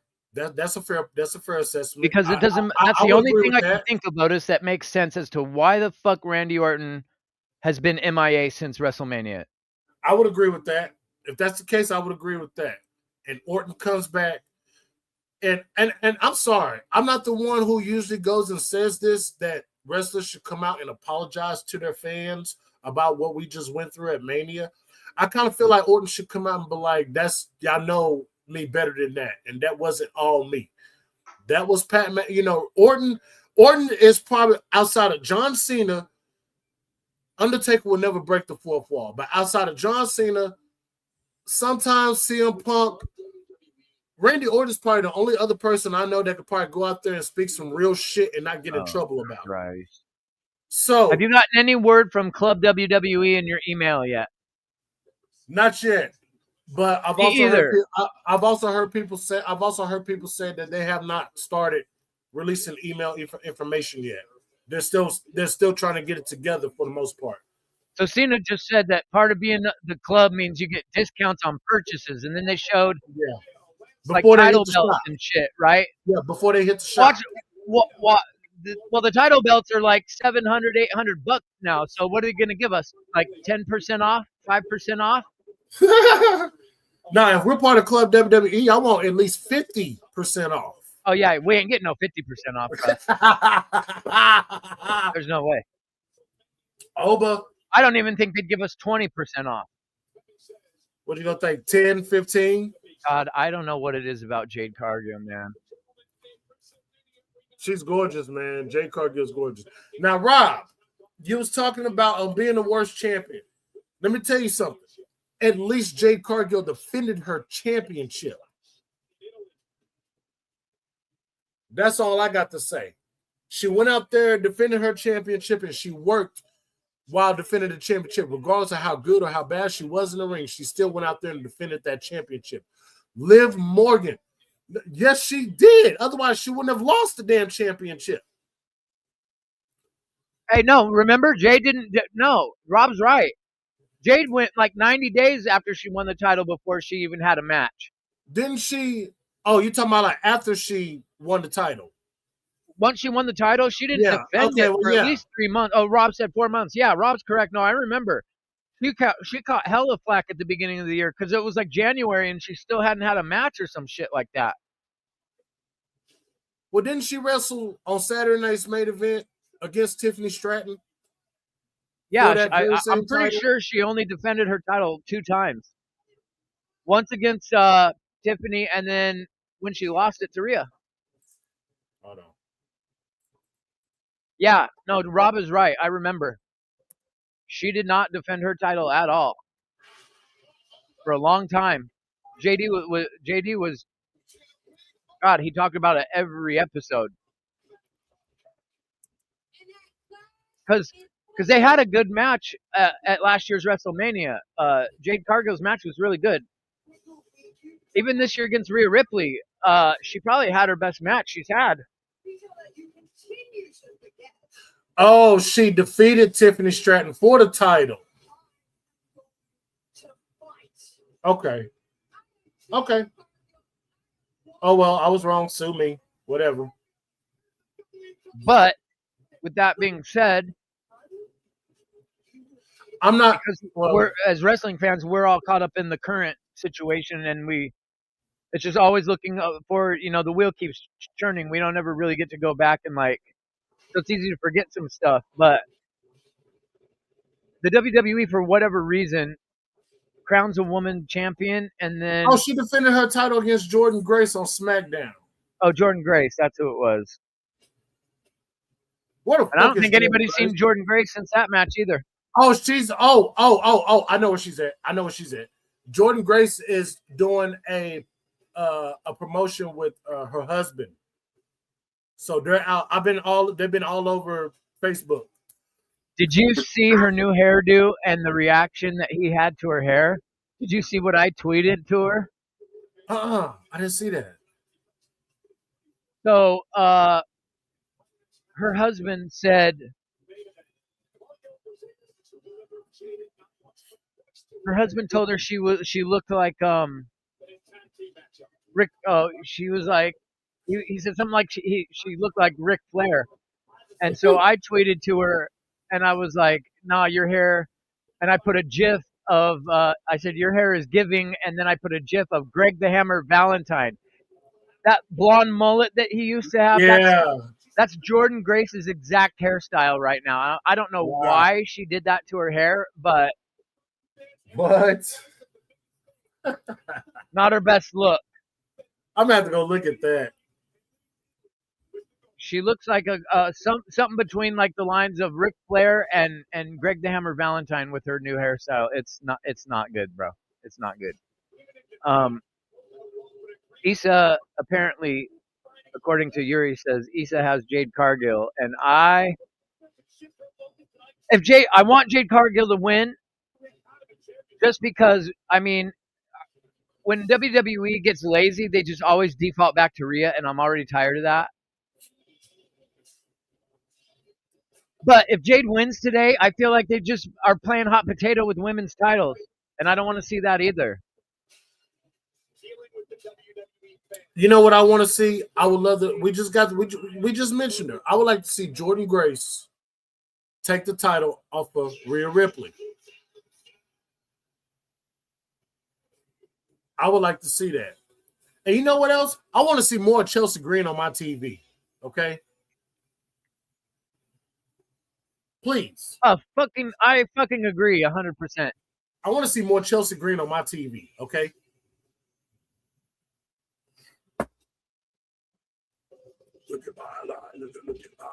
Yeah, but WWE likes the Barbie blondes, Rob.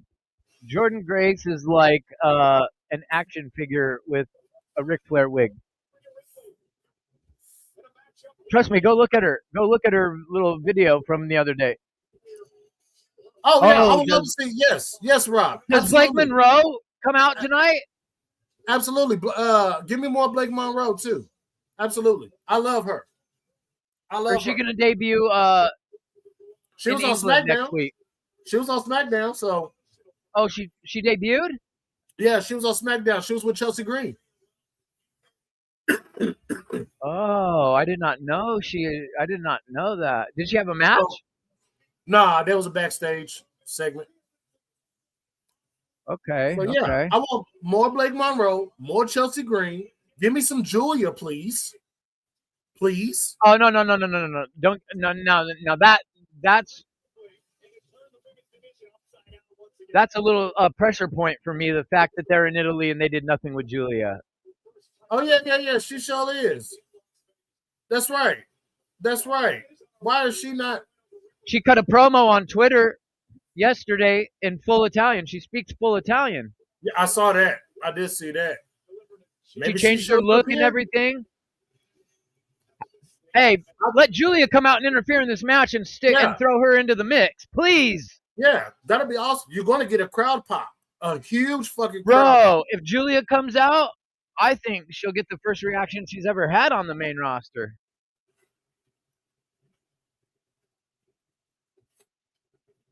I think it's time. Well, we need to, like Huli said, every time WWE gets lazy day, default back to Rhea or Liv. or Liv. I think it's Roman. time. It is time to start putting new blood. Put Jordan at the top of the card. Give Julia a shot at the top of the card. Fuck it. I would rather see Chelsea Green going on WWE after the Intercontinental Championship because I know Chelsea Green will be the greatest women's Intercontinental Champion ever. Fuck what Becky Lynch talking about. You heard? So I just learned from a little snippet of Rhea Ripley's interview with Stephanie McMahon that her grandparents were immigrants to Australia from Italy. I did not know that Rhea Ripley is Italian until about an hour ago. Yeah.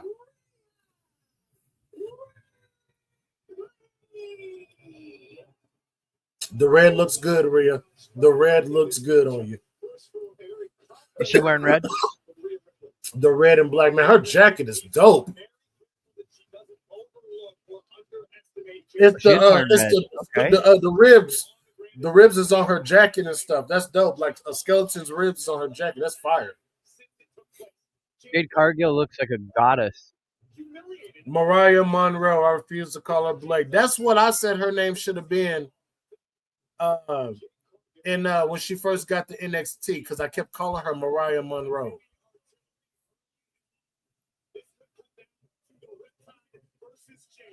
Sweet cheeks. Oh my God.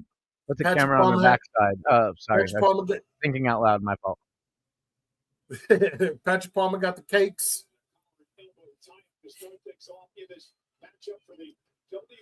I'm going to say this match will be better than what they did at Mania. Rhea Ripley is wrestling in like red panties, basically.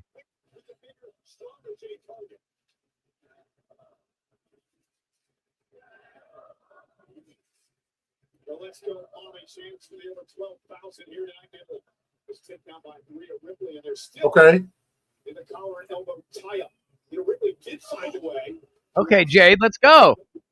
Damn, Jade. I love when Jade does something to shut everybody up. Because I've been a fan of hers since she was in AEW. But I've been waiting for her to kind of like break out and show everybody what I feel like I see in her. Nice. She's given us glimpses. Nice. She's given us glimpses of that over time, but I don't feel like she's there quite yet. Oh.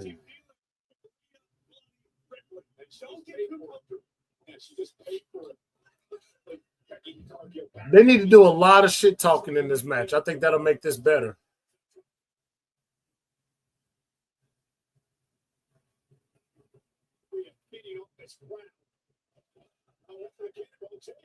Nice counter. Good Lord. Oh! That was a cool move. They're on the outside. She picks up Rhea, throws her off of the rope, and when she bounces off of the rope in midair, she knee lifts her. That was cool. Never seen that before. Telling you, man, Jade has all the potential in the I world. just saw it, Holy. I Oh. just saw it. Oh, you're That behind. was pretty cool. Sorry, I thought you were ahead. That was pretty cool. I just saw that. That was pretty dope. See, Jade has all the potential in the world. I hate all the hate she gets. I really do. I'm not saying people are wrong, but I feel like she can do more in the ring. But I feel like WWE kind of holds her back as well. I really like Rhea's attire today. I really do. It looks good. Not gonna lie. Yeah, all up in her shit. Yeah. But Jade's is my favorite. Man, I could watch Jade Cargill all day long, for real.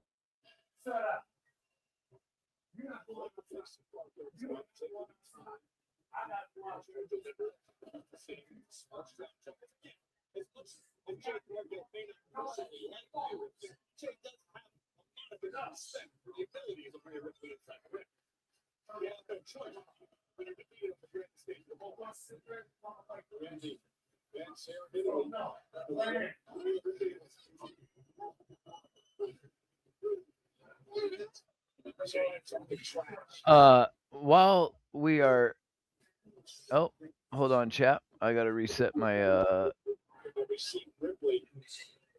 I'm gonna check Twitter real quick.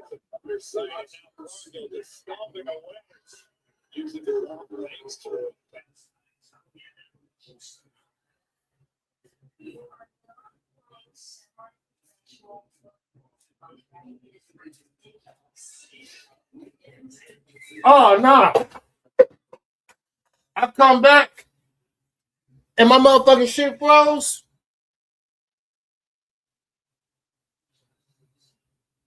Hold up, wait a minute. There we go. JD says Cody Rhodes beats Gunther with a controversial finish when the referee didn't see Gunther's foot under the bottom rope during the pinfall. What a deflating fucking way to have the match end because they need to do their stereotypical rematch at the next PLE. Match left so much on the table. I felt like they gave 50% of what they could have. Now I will say this: I did not notice the foot thing because my eyes were somewhere else, so I didn't see it from the other angle. If that's the case, then yeah, absolutely, it's terrible. It is absolutely deflating because of what they actually could have done with about 10 more minutes of time. So yeah, I agree. 14 minutes, and that's cool. It was cool for what it was because we're sitting here thinking that we're going to get fucking 3 matches on the first hour to give away. But yeah, I agree with what JD was saying. If we would have had a few more minutes, 5 to 10 more minutes, it probably could have been way, way better.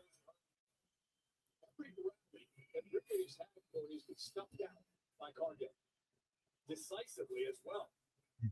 Now another suplex delivered. They are really letting Jade wrestle today. Good. And good. She needed to. That is so good. That is so good. I'm glad because it's not going to shut people up, but I feel like once she gives you enough proof in her matches, at some point the hate is just going to be forced hate because people like to hate. You know what I mean? So every time they let her wrestle, yeah, it's only better for her the more she wrestles.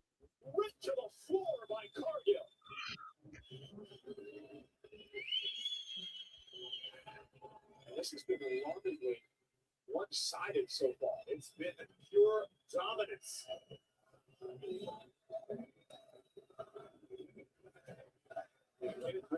Showing signs of fight. Oh, Cargill with a right hand stunts Ripley to get the power of Jade. That could be super crushed over the hole. Ripley, you're firing up the best shots. That's a good sell. That's a good sell by Jade. Oh shit! She hit that. God she hit damn. That.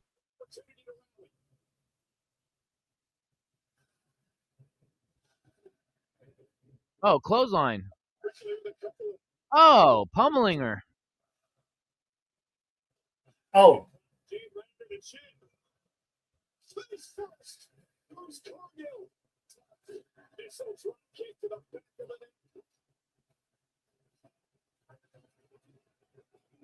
This ain't It is bad. a packed house in Italy today. It Wow. is. You got the German flag. I see all kinds of flags in the crowd. Monster's not going on till his usual time or later tonight. Oh, yikes! Why wait? This ain't a JD's bad going match. first tonight. When is JD going live? Oh, if they ain't doing it right after the show, then I might not be there tonight. Missile drop kick. This is a good match. Michael JD Cole going just live. called the standing drop kick on the ground a missile drop kick. And then she does one from the top rope and he calls that a missile drop kick. Michael Cole, learn the fucking moves already, bro. Mike says 5. JD's going live at 5. So that's 2 3 p.m. my o'clock your time. time. 3 o'clock. Yeah. That'll 3 be 2 o'clock your p.m. my time. time, so in 2 hours, basically. Oh, my stream froze. Yeah, me too.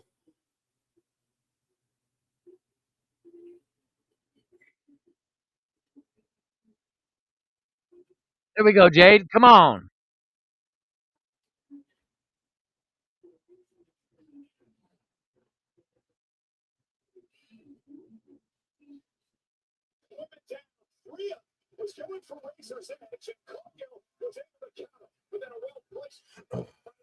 It's better. It's better than WrestleMania. This is not gonna be. Oh, you talking about the match? You talking about the match? Jade and Rhea was better than their WrestleMania match. I called that. I said that it would be. I kind of like these two's rivalry because they're the same size body wise. Wait. When Rhea. Hold on, Holy. I want to jump that because I think the reason why you like it is because we didn't like it when it happened at WrestleMania because it just appeared out of nowhere, and all of a sudden we got a WrestleMania match. But now we're enjoying this feud a little bit more because of the feud that was started.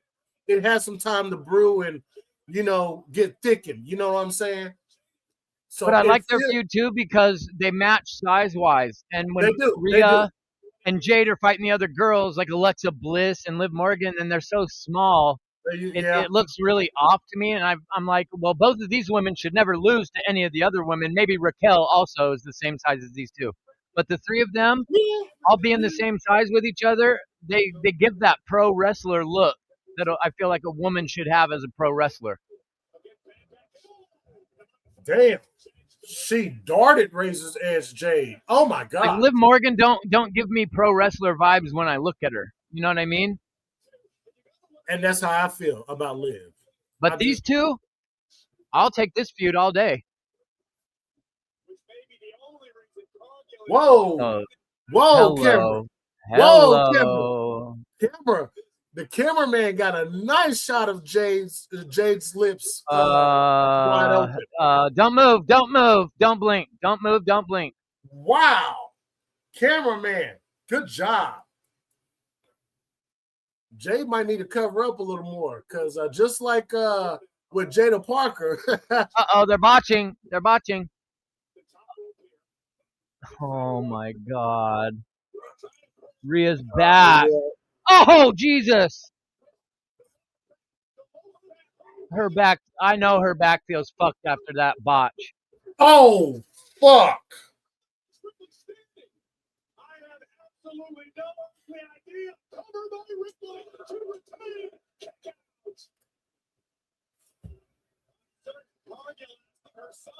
I bet everybody I bet Triple H is freaking out right now. Okay. That literally was the first noticeable mistake that they had all match. Okay. But it ended up looking like a pretty brutal spot in the end because of how Rhea flopped on the outside with her back bent the wrong way. Yeah. I hope she's okay, man. Her back's going to feel that in the morning. She's going to be stiff as fuck. Oh! Wow! Wow! Oh, nice counter to A spike DDT counter to the Riptide in smooth that was a motion. beautiful counter. Watch this replay. Yes, Jade. Let's go. That was great. Hold on, y'all. Hold on. I'm telling y'all, man, Jade's got it. They just got to let her do it. Let her do it. Exactly.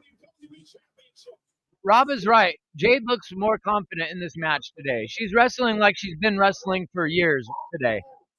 So could we say that WrestleMania, it was like having the jitters because it was her first big Mania moment?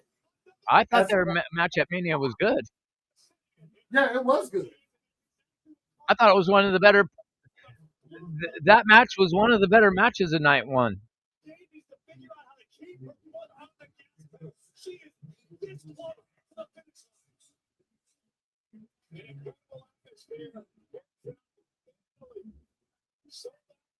Are we getting interference, or is this going to end clean? Clean finish, chat. Clean or fuck finish, chat. Type it in the chat. What you got?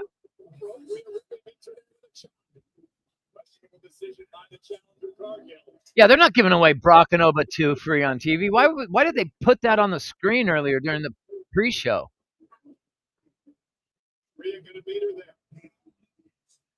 There's only 4 matches. What are you gonna do? Put 3 of them on the free hour? That didn't make any sense.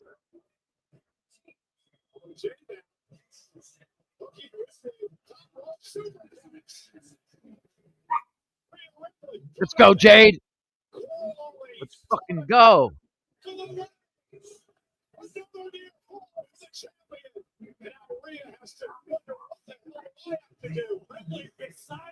Who's coming? The baddies are here.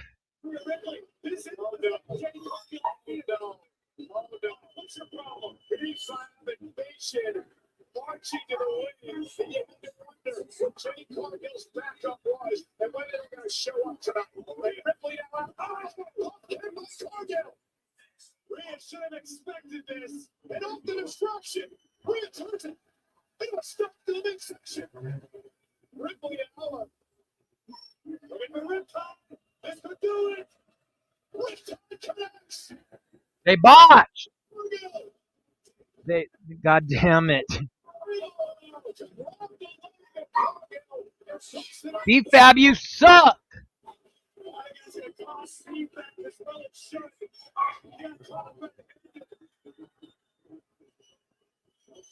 Awful timing.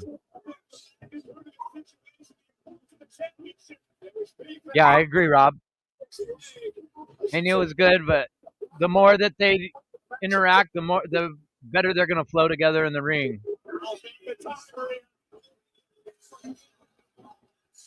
Well, I guess we got my answer, right? Puck finish.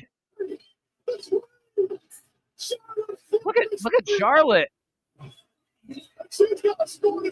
I didn't recognize her right away at first. I didn't realize that was Charlotte for the first 5 seconds. Jaded!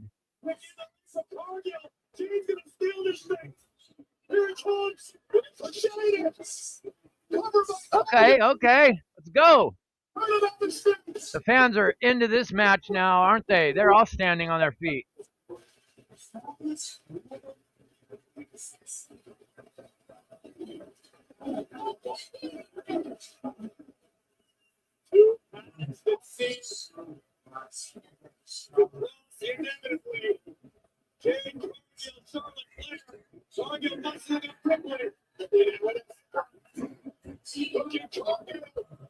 And still. So Charlotte helped Rhea, of all things, huh? And there's no Alexa Bliss.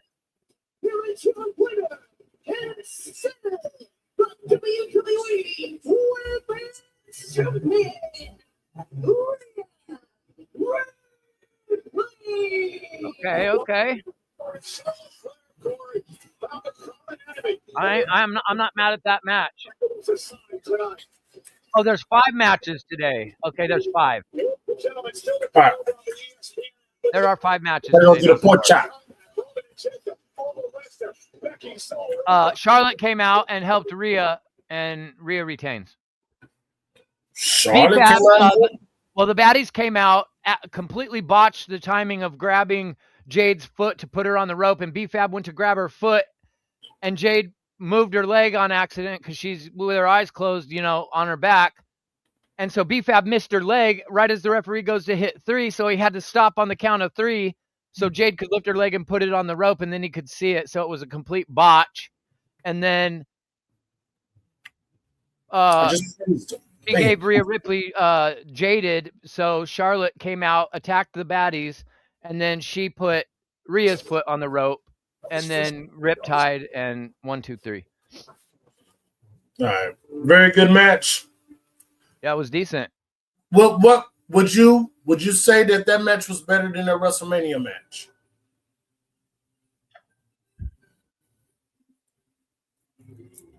I wouldn't say it was better. I would say it was as good.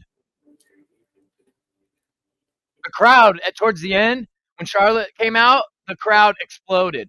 When Charlotte came out, because she was in the crowd, she jumped over the barricade, and she was in she looked like she had wrestling gear on, but she had a pair of jeans on over her wrestling shorts or whatever. And when she she got up on the barricade and dove onto the baddies, and that's how she entered into the match. And the crowd exploded when she did that. It was a good match. It really was. I'm sure the naysayers are going to pick apart the timed botch on the pinfall, and then the spot where Rhea Ripley absolutely could have really caused herself a bad injury on that top over the top rope to the outside mess up. But that's what everybody's going to focus on is Jade Cargill's still botching. No, I don't feel like. I feel like the chemistry's good, and like Rob said, the more they go at each other, the better they're going to look. Yeah. And Jade looked really good. Like there were spots in the match where I felt like Jade Cargill has been a wrestler for a long time. I felt timing still on certain things is off. Like when she was outside, and Rhea came to the outside, they messed something up, and then she kind of hesitated. It looked like she was going to put her arm over Rhea's head, and then she stopped, and then she kind of did some awkward, like couple of punches. So you could tell in that moment she was thinking because of the botch messed her timing up. So she's got to work on that a little bit. She's got to learn how to be better improvising on a botch instead of kind of just get stuck in the moment like, oh shit, what do I do now? Did But Jay I mean, Cargill, come on, man. Did Jay try to do the one wing angel again? No.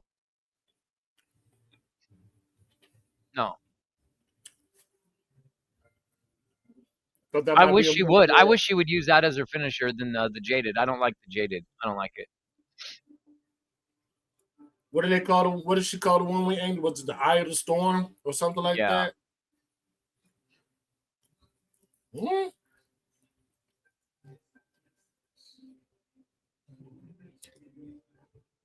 I mean, hell, Kenny Omega approved of it. He didn't mind her using it, so.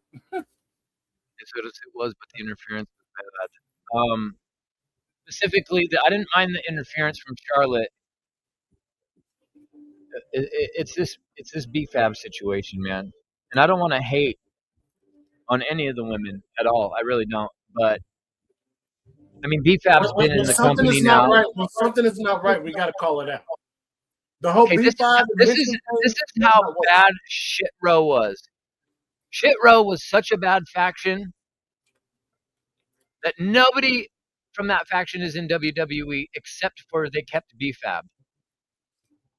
And there is not a time where I've seen BFAB where egregious botching doesn't happen. She's botched. There's a bad botch in everything she's involved in, and she's been in the company for years. It's unacceptable.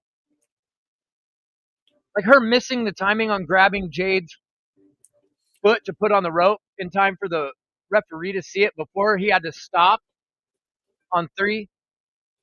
Like, come on, man. And then she's standing there trying to play it off, and the crowd is booing, but It was kind of like the sound of the boo where you realize it's a botch. It was bad, bro. It was bad.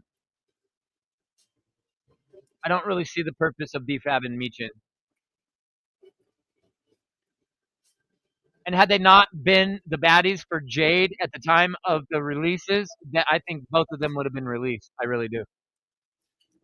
The Clash in Italy is presented by Rayon Season, the ultimate entertainment festival with live shows, sports, food, fashion, All right. and theme parks. October to March for big for all. And I believe the next match will be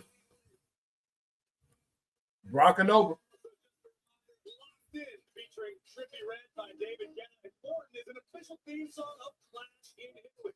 It's available now on Apple Music and Spotify. And much like every time WWE comes to town, no matter where we are around the globe, the stars seem to follow. Say hello to Capo.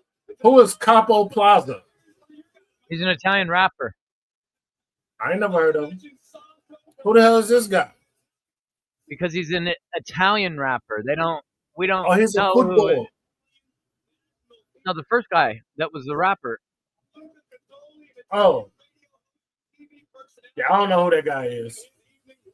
Yeah, because they He don't probably promote spit they don't bars. promote rappers from other countries here. He's a slap producer. Right up your alley, Michael Cole. Ladies and gentlemen, they're the only celebrities here. Michael Cole likes trap music? For real? A movie star. Because a couple of decades ago, Corey Graves started Well, Michael Cole might like men too, so you never know. a few miles up the road here from Turin. Is Michael Cole married? Does he have a wife and kids? Does anybody even know Yes. this information? Yeah. He does? Yeah, he does. Yeah, he does. I've never ever heard him speak about being married or anything. I've never had a clue. Tonight, we have, of course, the Clash in Corey Graves is going to be in the new Gladiators movie. the main event on ESPN, hosted, of course, by Joe Testator and company. We know the undisputed Joe Corey Graves going to be in the movie? Up next is a WrestleMania rematch. This match isn't happening now, is it? Oh, it is because Roman's match is going to be the main event. Fuck. Yeah. This is the main event, god damn it. It's crazy that these two matches have not been main event status. It doesn't sit well with me. It really don't.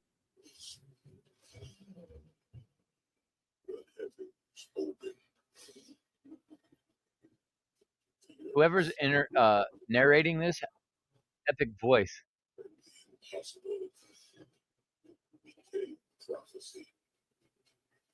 So you think Heyman's turning on Brock today or later?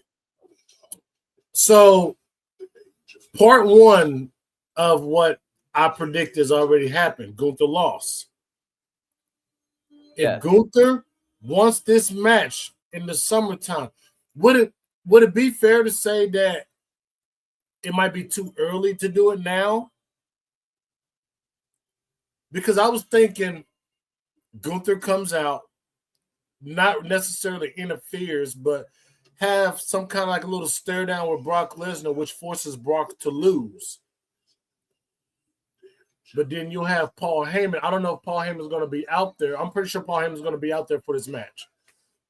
But like you said, recently the history of Paul Heyman has been turning betraying everybody. It makes sense if Brock wins, but it makes more sense as why Brock loses. Yeah. If Brock goes into the summer against Gunther, if this happens now, because we're about to go into June, July, August, that's 2 months. You could have Paul Heyman turn on Brock in this match. By default, you make Brock a babyface going into this match with Gunther. Oh, the pop is crazy. They exploded. Holy shit.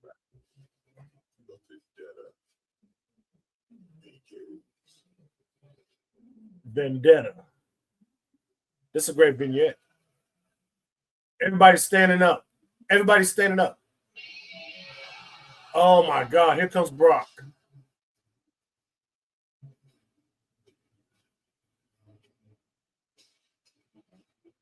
Paul Heyman does come out with Brock.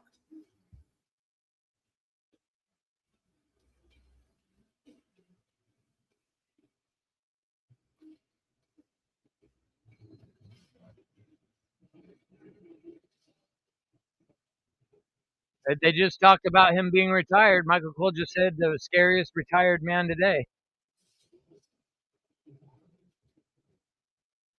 So if you're going to call him retired, how are we having a retirement match in like 2 months? He's retired. That man is the scariest retired man on the planet today. Brock Lesnar.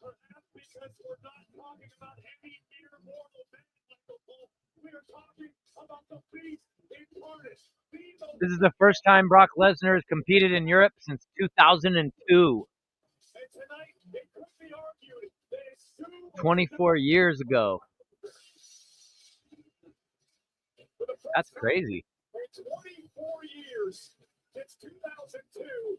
The crowd is chanting his theme song. Oh, oh, oh, oh, oh. That's crazy. I've never heard the crowd do that with his theme song before.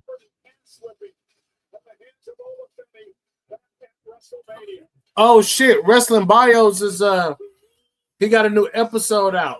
Lucha Underground episode 6, and it has Penta on the cover.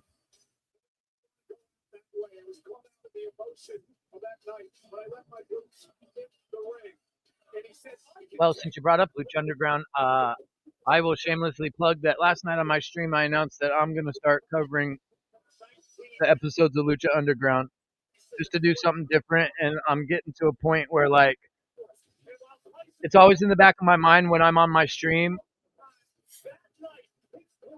that not everybody in my chat is able to watch the PLEs and shit. Yeah. And I want to do something where I know everybody can have access to what I'm watching, because I feel like it'll help me and my stream a little bit better if everybody has something to follow along to instead of just me talking about whatever I'm watching. Yeah. So I told everybody last night I'm going to start watching Lucha Underground from the season 1, episode 1 beginning, and doing something with my stream that way. Look at Brock. Brock is running the ropes.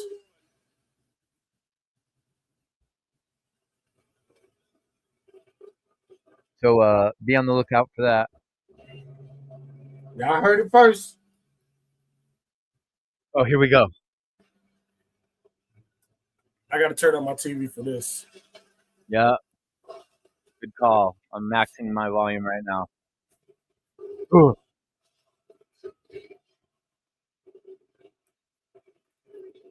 You can hear the Oba chants. You can hear Suplex City. Oh! Him standing there in the pillars look crazy with the light. Ooh.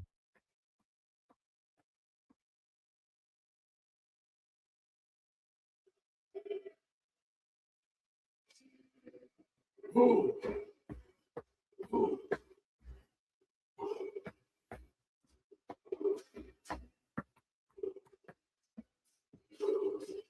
Rob is spamming Oba in the chat. Oh my God, they got a meter.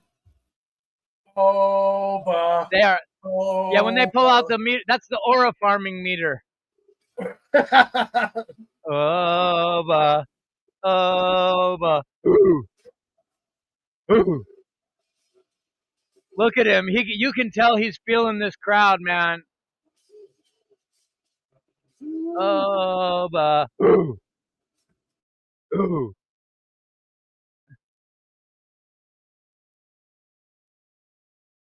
I remember seeing Oba Femi the first time in NXT 2.0 when it debuted.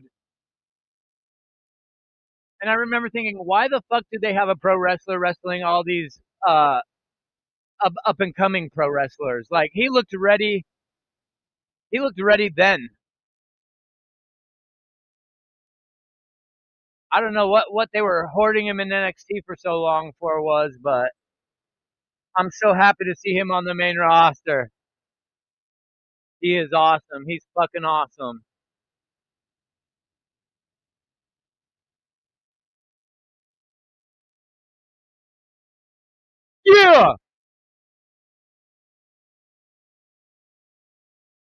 Oba.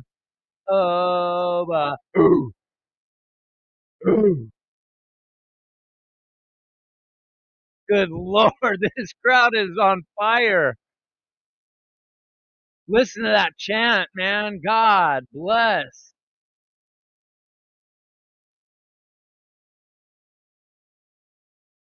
Listen to him. It sounds like we're at the Roman Coliseum.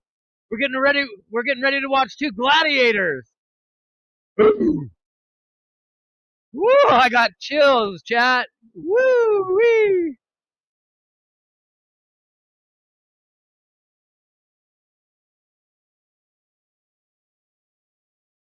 Wait, what? What's happening? Oh, of course.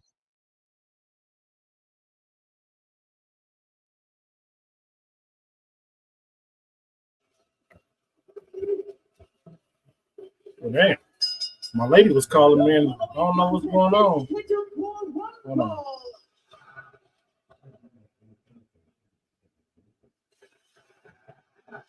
Yeah, he said it in Italian. Fuck yeah.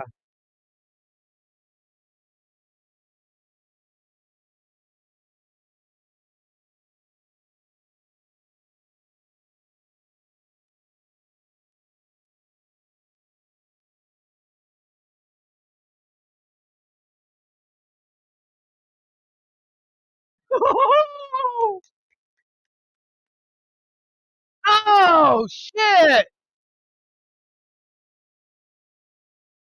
No!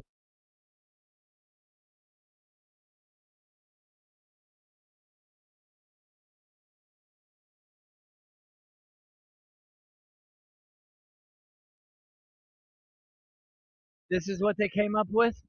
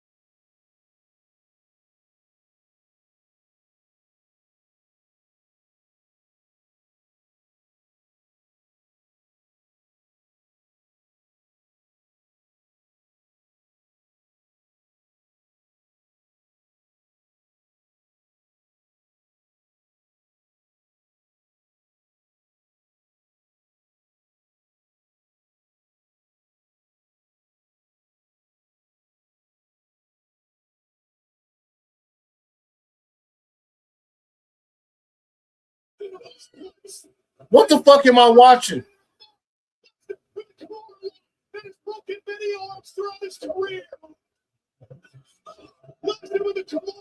I struggle to believe that they come out and he gets another 4 F5s like he did last week. Over kicked out of all of that shit, bro. And then he kicks out of 4 F5s. I'm sorry, but the beginning of the match just took me out of it, bro. I feel like that was as lazy creatively as they could have gotten. She didn't see it, Rob, but she said she's gonna go watch it. Oh! We've seen Oba experience in his WWE tenure. Oba somehow still hanging on. Lesnar threatening to break his arm. Oba Femi now. Oh no! Oh no! Look at Brock's face! Oh no! Oh no! Oh no! Oba Femi countering Lesnar to the back. What an incredible counter by Femi. Oba forcing Lesnar to relinquish the hold, but the damage may have been done. Femi may have suffered damaged ligaments. He may have a fracture. They got an Oba Femi soccer chant going. On the side as Lesnar goes right back to attack. Oba Femi, referee Champ Pat, the senior official, work on this matchup as Femi drives Lesnar to the corner. Brock still has it locked in. Again, driving Lesnar to the corner, trying to create some space. This Femi, this is desperate times now for Femi. Finds himself in the deep water. If Oba Femi kicked out of 4 F5s, of course he better kick out of 1. Femi, Brock Brock certainly doesn't look retired. You're gonna have to give him what, 10 now? The choke slam. Brock Lesnar from behind. Again. Another at 5. Lesnar covers. Femi kicked out again. And now Brock getting frustrated.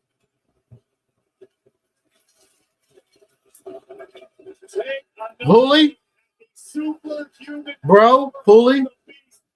I think we're finna get some shenanigans, man. I think we're finna get some funny business going on. Oh my God! Oh my God! What?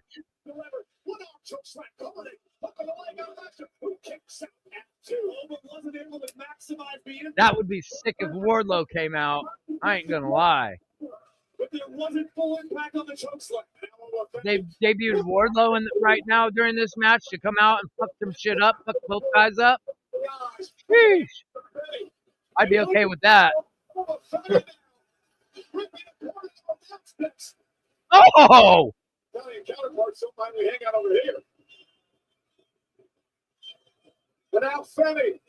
Corey Graves just said these two gladiators. What did I say 5 minutes ago, chat? Driven into the steel post by the beast. I said it's like we're at the Roman Coliseum watching two gladiators. It's miraculous it's not broken. It may be broken. Jesus. Good Lord. Oh, fuck! First to the post. These two gladiators hitting one another with everything they can muster. Serving to be the Coliseum. They love Brock Lesnar in Italy.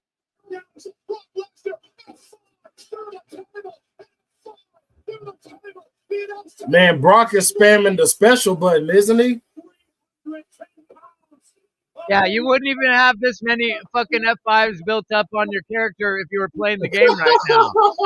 And he's already spammed that shit 6 times.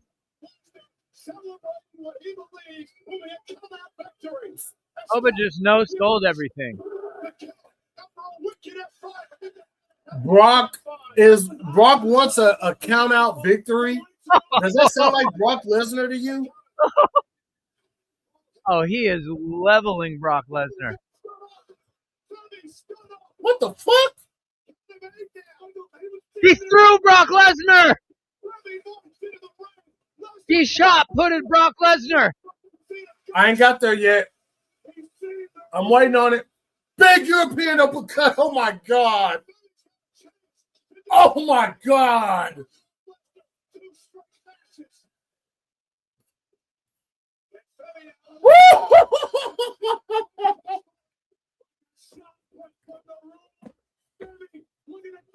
Woo! Oh! Oh my God! Fall!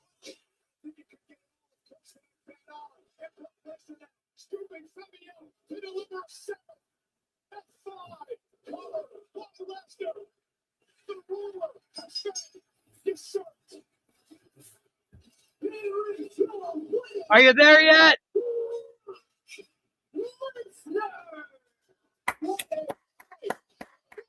The crowd, when he won, the crowd erupted onto their feet. The entire arena jumped to their feet. To be fair, Hooley, I think the crowd would have erupted no matter who won. Yeah, but Brock Lesnar, I've never heard Brock Lesnar this cheered. I've heard him this booed. He's never been this over like they're cheering him like he was a babyface in all this. It took 7 F5. F5s. Like I said, this does nothing to Oba. This does nothing to Oba. No, and Oba strong. Oba needed to get a loss out the way. He really did.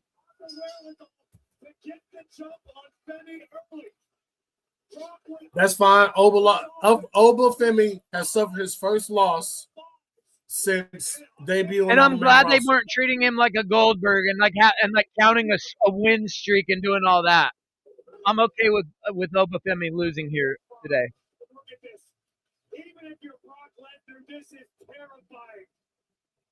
This does nothing. This Oba looks like look at He picked up Brock Lesnar, spun him around, and then shot putted him. It took 7 specials, 7 FI. We did not get not one damn suplex. No German suplex tonight. We didn't get one suplex. Match 3 at SummerSlam? Oh, no, Rob. There will be no match 3 at SummerSlam. Yeah, there is. They will have a rubber match, but it will be before SummerSlam. I strongly believe. You don't think Obafemi's going to be the one to retire Brock? Let's see how Monday goes.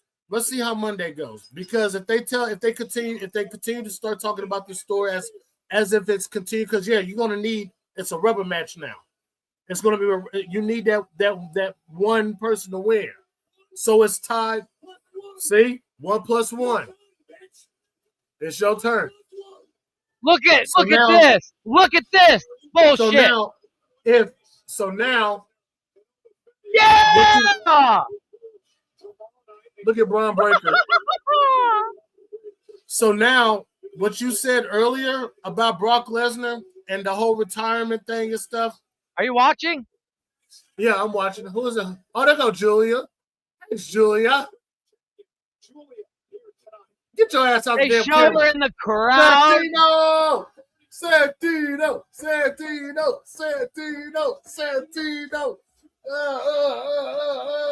Yeah, WWE just pissed me off too, Rob. The balls that they had to put Julia in the crowd and not on the card, that's crazy. So, what would be better? Would you rather have Brock and Gunther at SummerSlam? No. Or would you rather do the third match? I would rather do the third match at SummerSlam. Why did WWE just make you mad, Rob? Putting Julia in the crowd instead of being on the card. Oh, yeah. She should be on the card, man. And they showed the general manager of TNA.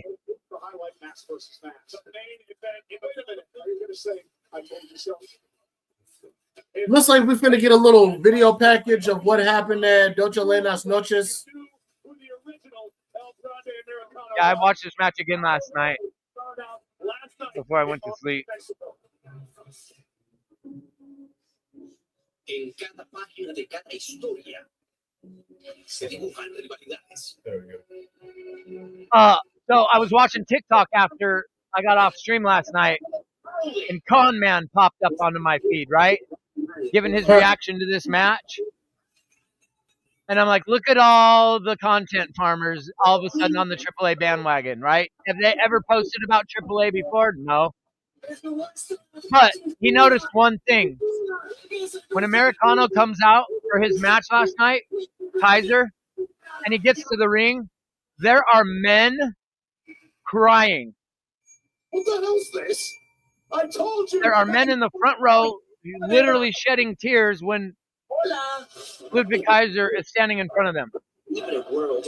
Like he's a fucking hero down in Mexico already. He's like the new Rey Mysterio down there. Yeah. Literally. And this little love story that they added into it with him and his girlfriend reminded me so much of Macho Man and Elizabeth from all those years ago. This was awesome. This whole package that they're doing. In a comic book style. This is dope. Very seldom do we get a story and then it comes time for the payoff, and the payoff match is as epic as we want it to be.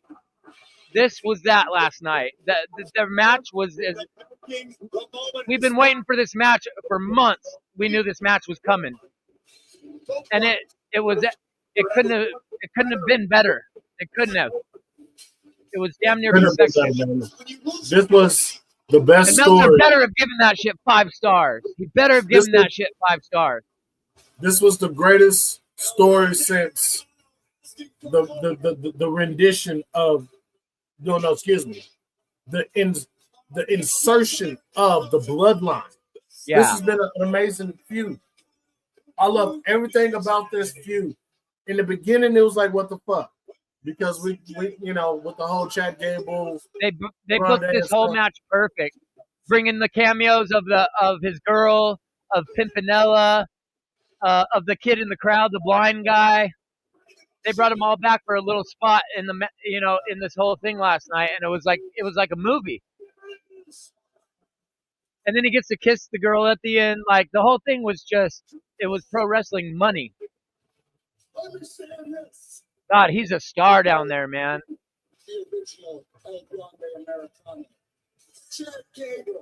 Yeah, dude. I cannot wait for 2-night Triple Mania.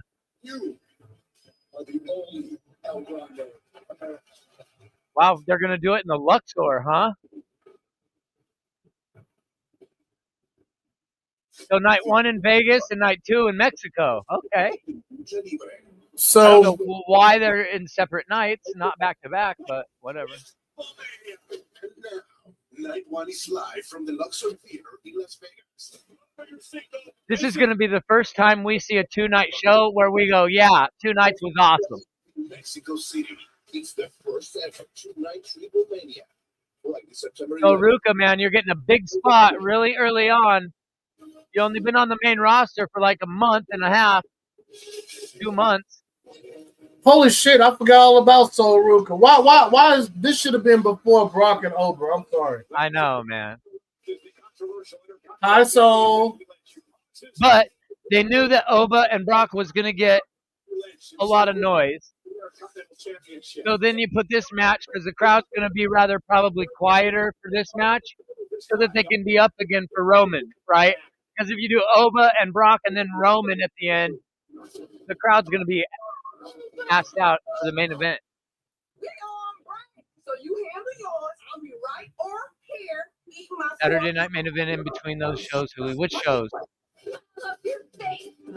Oh, in between both nights of AAA, but still, it's like they don't do that with the main roster. So why are they doing that with AAA? Give you a full weekend. Odd. But we asked, why are they splitting up 2 different nights for Triple Mania? And I think somebody said maybe because they're doing Saturday nights. No, I looked up the schedule and I noticed that the show in Chile is September 12th and Triple Mania is September 11th and September 13th. Yeah. But I thought, well, are they going to televise the show on Chile? Is it going to be on YouTube at least? Yeah, it is in Chile. I expect Stephanie Vaquer to definitely be back by then. But yeah, it's in Chile. Oh yeah, because her and La Catalina are both from Chile, and the show is basically for them too. Okay. They're the two that are Yeah, being that makes advertised sense. That for it. does make sense. Yeah. They're in Mexico that week. Who's in Mexico that week? They're in Mexico every week. Yeah. Are they doing a tour of Mexico, you mean? Like Raw and SmackDown are going to Mexico? I'll believe that when I see it. Good. They're doing a great job in AAA, man. I'm overly ecstatic about how they do these shows, AAA man. is fun. AAA is fun. Rob says WWE, they'll be in. Oh, WWE is going to be in. Wait a minute, but they're going to be in Chile for that weekend for the 12th. If AAA is going to have their own thing in Vegas on the 11th, but WWE is supposed to be in Chile for the 12th. Are they going to South America maybe? Like, are they going to go to like Brazil and shit too and do a tour down there or what? Are they? That's a good question. They should. Have they ever? I don't ever remember them being in like Brazil or anywhere down in South America. Oh, they can have like an outdoor show up there, man. That'd be so awesome. That'd be badass. When the last time WWE has done an outdoor show? One place they won't be going to for sure is Cuba. Oh no, hell no. There's no electricity down there.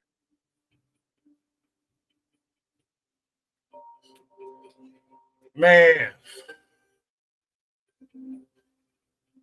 7 F5s to get rid of Oba Femi. And one through the announce table at that. Yeah. Somebody had to waste a lot of quarters to make sure they pick up that victory, didn't they? So he's in spamming the cheat code real quick. So you could build up more than 2, so you could hold more than 2 finishers. Hell, you can't even on SmackDown versus Raw, you can only have 5. They used all that 5 and built up 2 more. remember how many you can have in 2K. I think it was only 2 the last time I played it, but that was long. That was like 2K17. That was like 9 years ago. Yeah, it was years ago. I don't even know, but This is a man, long ass commercial break. My I God. know. Clash of Italy commercial break. We'll be right back. Like, hurry the hell up. This is the first ad I'm seeing on US TV for the World Cup.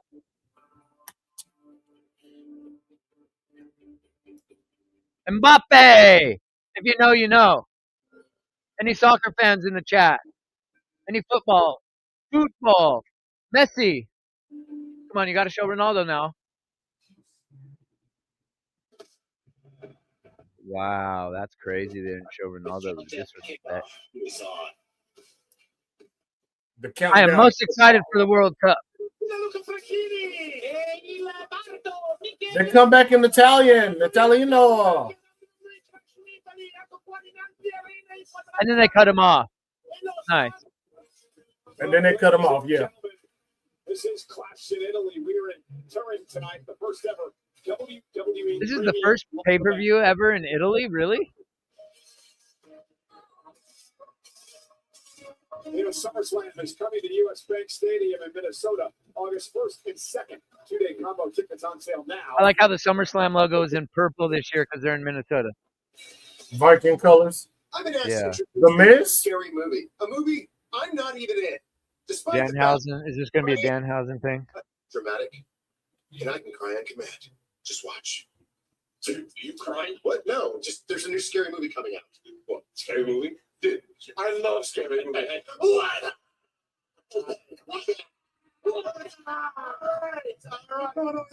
Oh, there's a new scary movie coming out. What? What is? I told you, chat. It's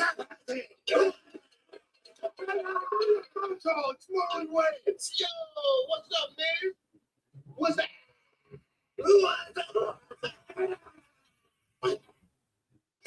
Hey there. Oh, boy. Play bad music. Do some half gay stuff. Watch his half game.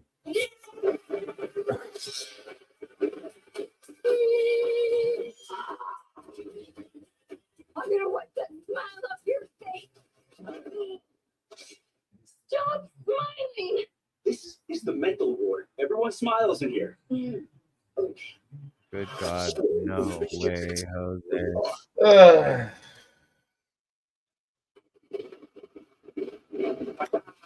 Let's go. So I'm not saying I'm not going to go watch the movie because I just. God, she is fine.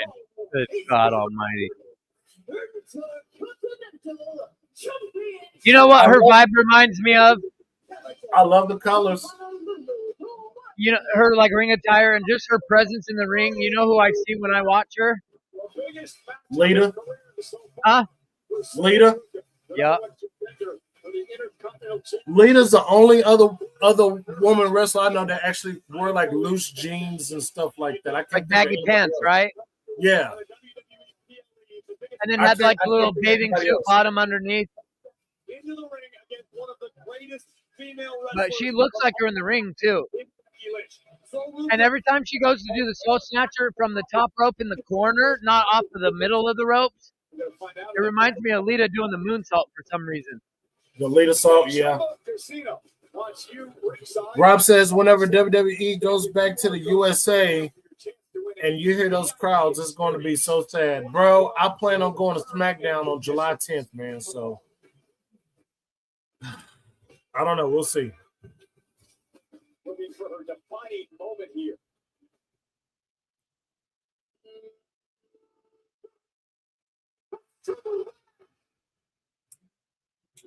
I will say this, chat. I noticed. It's very nice to have a pay-per-view not hearing or seeing Seth Rollins' theme music. Yeah.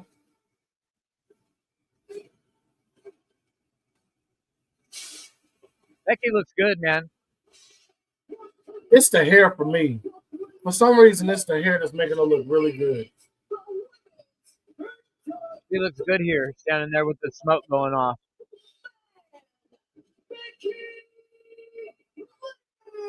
Corey, I need to question whether or not Becky Lynch is taking Soul Ruka lightly. Becky on vacation with her husband throughout the week in Italy, sending all kinds of photos and posts over social media, not seeming to sweat the fact that she has an Intercontinental Championship defense tonight against Ruka.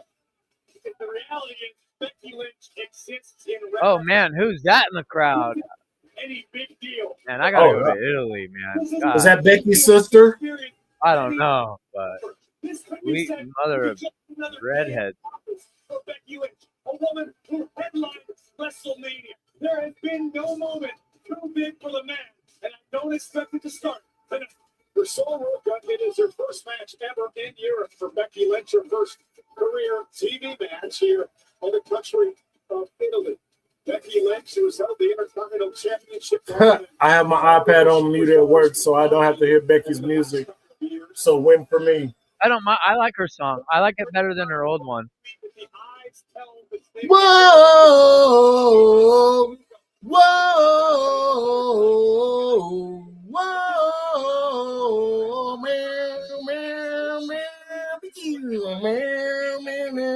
I hated that steampunk theme song. I hated that shit.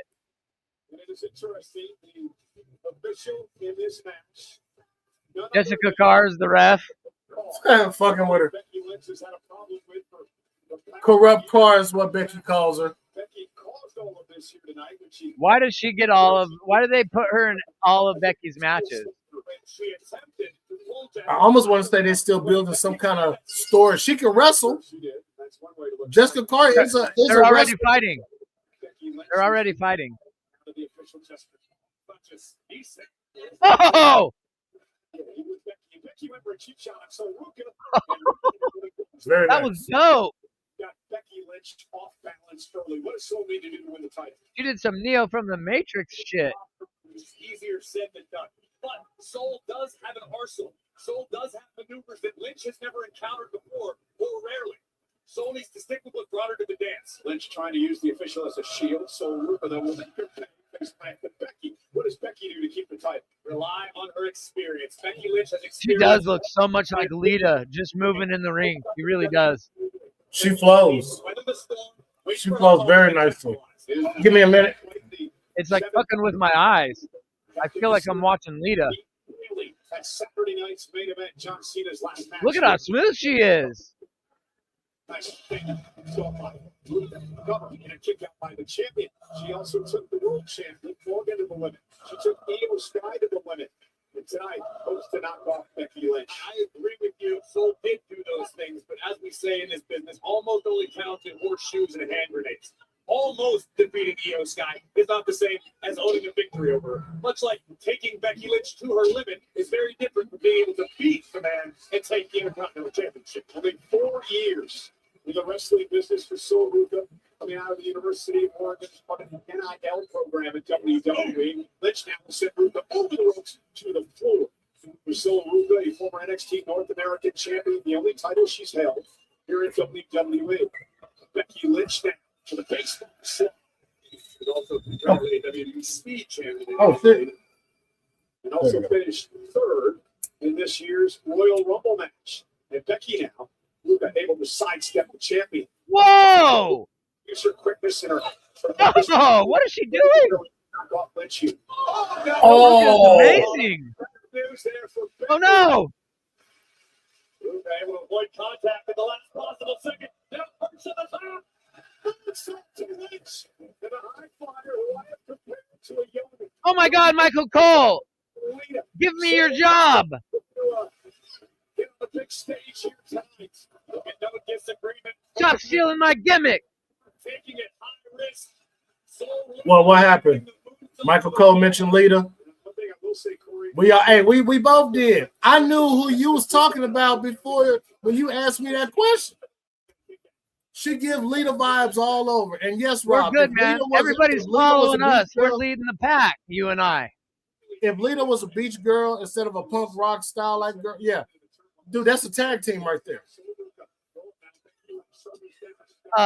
Lita and Soul Ruka, if Lita was in her prime right now as a women's tag team, make all the difference when you're dealing with championship level that would work. The kick was was intercepted. So Ruka is doing. I'm already like amazed by her today in this match. It's just a matter of time. Becky, knowing that's where Soul went, Beach Rock. taking the high risks, Lynch weathered the storm, and have just turned the tides in her own favor. Man, the Punk reason Beach instead of like Punk Bitch. three-time Intercontinental Champion. Rob, She's won a Royal Punk Rumble Beach. career. You punk ass beach.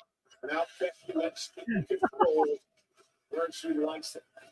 I bet she was going to force Soul to respect Lynch, but disrespected. JD says Brock and Oba did better in this match than they did at WrestleMania. Well, I mean, wasn't really a match at WrestleMania. You know what I'm saying? And I thought they were going to do the same thing today, but I thought they were just copying what they did on SmackDown with the 4 F5s. I thought he was going to pin him and win, and I was like, "You're really just repeating what we just already saw? Like, how lame is that?" But I'm glad they turned it into a little bit of a match.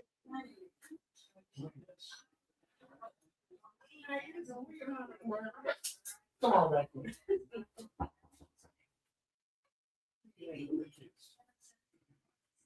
I agree, Six Rings. Welcome to the stream. The finishers are dead. Everyone kicks out. The art is dead. I don't necessarily know that the art is dead, but unless you're talking about the art of the finisher instead of the art of wrestling, and I might be misunderstanding your comment, but the finishers, yeah, in WWE are dead. Everyone kicks out everybody's finisher. They don't mean shit. Gator putting on the top row. You are correct. Is it enough to retain? Burka kicks out. All right. And Becky My angel Yeah, just showed up. The art of the Yo, finisher. Six is dead, Rings, yeah. what's going on, Six Rings? Fire Jessica Carr as well. Why? They want to do this. I'd like to be found. She finds it. So she gets in Becky Lynch's face to bask in Lynch's spotlight. Maybe to do her job, but Becky's constantly berating and completely restrained. Let's go, Ruka. Let's go, Becky. Let's go, Ruka. Yeah, I hear it.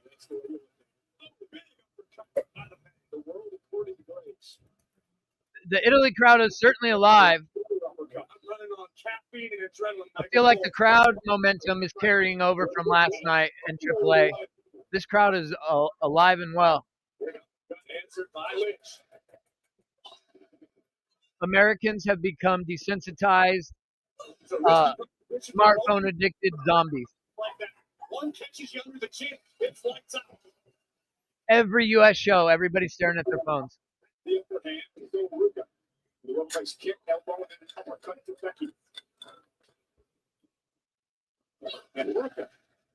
Soul is like so smooth today. Every transition is crazy. Certainly does seem to benefit Soul Ruka to this point. And then Corey Graves goes, the faster pace does seem to benefit Soul Ruka at this point. Y'all suck, man. Get me on the mic for commentary. Good Lord. Impact. Really took Lynch's. They're literally listening to what I'm saying. Now Soul. I might as well be in gorilla position. Because they're watching us right now, Hooli. It's getting a little obvious at this point. Take another look at this drop kick that caught Becky Lynch right on the chin. Almost miraculous. Six Rings is not a fan of this pay-per-view. Realizing she's in trouble, rolls out of the ring. Try to catch her breath. Get back into this. The Soul Ruka may have Becky in the drop zone. Look at Becky though. Rolls back into the ring. And right into a kick for Ruka. Oh, Ruka, man. Yes. Brilliantly done. Oh, no. Oh, nice counter. Nice counter by Becky. I literally thought we had another botched Soul Snatcher. Good God. That was a great counter by Becky Lynch. That was a great counter by Soul Ruka. Oh, great counter by Soul Ruka. Corey Graves, that is a STO. Is Becky gonna tap out to the crossface? It's once again. Disarmer. Can't quite get it locked in. Nice roll up. 2. Great kick out. Oh, and Corrupt Car got it. She jumped out of the ring.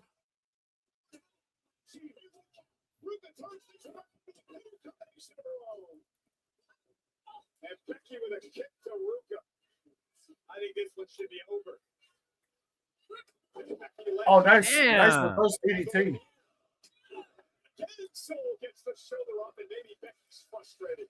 Becky's got every right to be frustrated. She had Soul Ruka down in the pinning position. And Jessica Carr jumped out of the ring. Oh, she jumped out of the ring to get out of harm's way.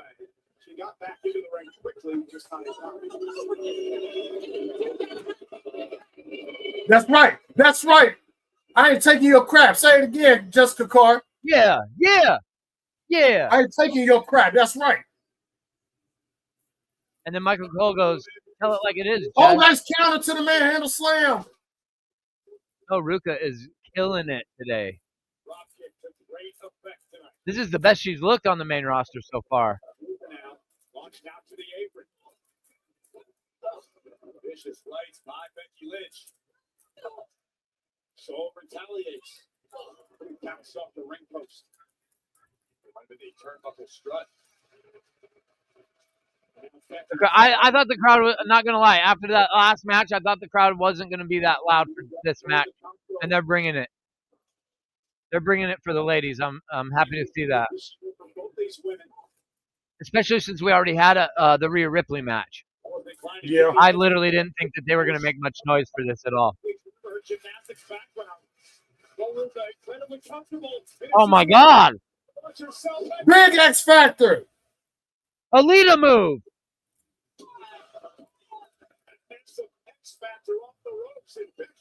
Able to survive. Shades Alita from the top row. Stop at the end. Lynch-driven face first into the canvas. But the champ not going down yet. And Soul has to focus here. I wonder if she's been training with Lita. Has Becky Or if she has in NXT. Soul now. I wouldn't be surprised if she has. Back to her feet. And look at Lex trying to drag Jessica Carr into harm's way. Now shoving her to the ropes, forcing Soul. I hate this spot. Ladies don't have balls. Oh, come on, Graves. Becky used the official again to create chaos in this match. So when they do this split leg on the top rope like a guy does, and they act like it hurts them, it's like, come on, man. Oh my God. Oh. Nice. And super kick the features off Lynch's face. Super kick the features. Corey Gray says super kick the features. The gymnastics background, Ruka able to avoid disaster and perhaps gain one final shot at dethroning the champion. That's what it's about. The women's Is the next PLE in Saudi Arabia? Is it? I think King Queen of the Ring is. Electric atmosphere here in Italy. Oh, Ruka firing up. Here we go. She landed first before.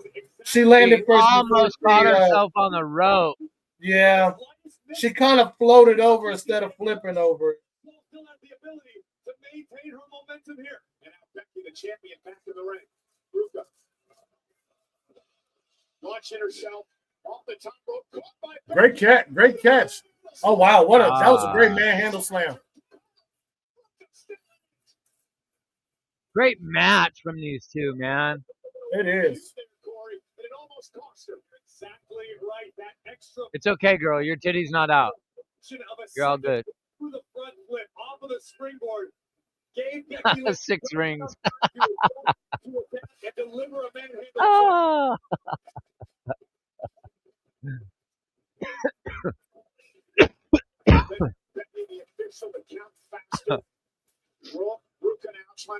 This isn't good. The match is great. 6 rings. The match is a good match. Looks like it. Now Slam sets up the champion, and Becky almost got beat with her own move. Becky tried to get cute there. Did Jessica get kicked? Did she get taken out? Another look at the champion appeared to be attempting the soul snatcher. Becky tried to do the soul snatcher. Maybe the ego got in the way in that instance. And then Soul delivering Becky's own move to her, the manhandle slam. Soul snatcher time. And Becky Lynch. No? Muscle up the challenger. Soul though rolls through. Back to her feet. Lynch now looking for a manhandle slam again. Wow.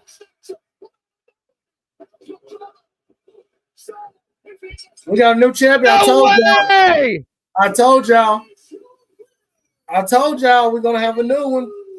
I've never been happier to be wrong. I wanted Sol Ruka to win. I just didn't think WWE would do it. And new, baby!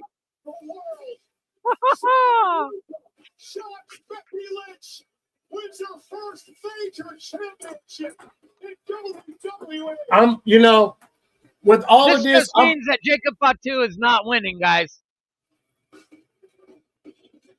I'm more than positive to believe that Becky is just putting people over now. Becky sold the shit out of that soul snatcher. That was a good match. We called it get ready for multiple spears and a Haku claws. It's the Tongan death grip, bro. Haku claws. Six Rings is cracking me up today. Yeah. Hey, shout out to the person holding the Sicilian flag right there. Represent for Sicily, baby. Let's go. The biggest win in the young career of Sol Ruka. Wow. Good job, Sol. Already the Intercontinental Champion. Yeah, please hold it longer than Maxine Dupree. And again, the Sol and Becky will be a part of Monday Night Raw tomorrow night, which gets underway on Netflix here in time. 2 o'clock start time on the East Coast. Holy shit! Yeah, 6 Rings. It's a different time, bro. Fuck! I gotta be live for Raw at 1. I gotta be live for Raw at 1 o'clock. Javon Evans, look at Javon Evans.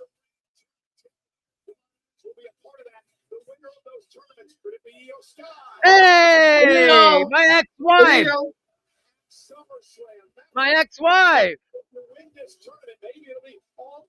Ethan Page. Oh, look at he just flipped everybody off. Did you see him just flip everybody off? When he pushed his glasses up, he did it with his middle finger. Hey, Lyra.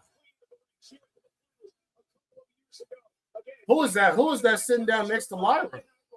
Tomorrow night, and the brackets to the tournament will be released on the post show immediately following Clash in Italy. Well, a moment ago, you mentioned Saturday night's main event.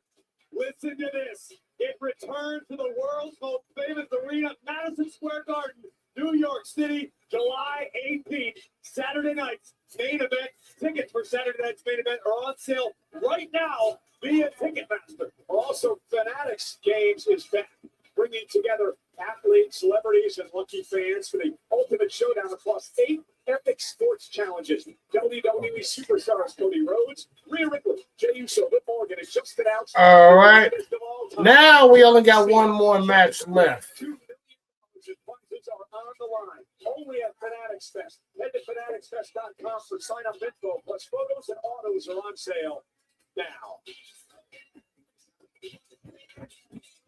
Coming up next, will it be the Tongan Death Grip or will it be the Spear? Jacob Fatu takes on Roman Reigns for the World Championship Tribal Combat. Next, hey, WWE fans, you're not gonna want to miss the new Scary Movie coming out only in theaters this Friday. All lines will cost. Get your tickets right now. Shut up, Michael Cole. We're here here to drink, play bad music, do some half gay stuff. Watch his half By the time this pay-per-view's over, I'm not going to want to watch this movie at all, even when it comes out in 3 weeks on demand. Fact.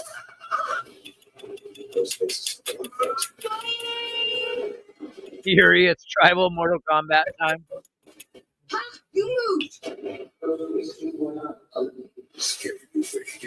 And they're going to make fun of Scream, and they're going to make fun of the Octopus Games, or whatever, the Squid Games, or whatever the shit's called. Hunger Games. Board games.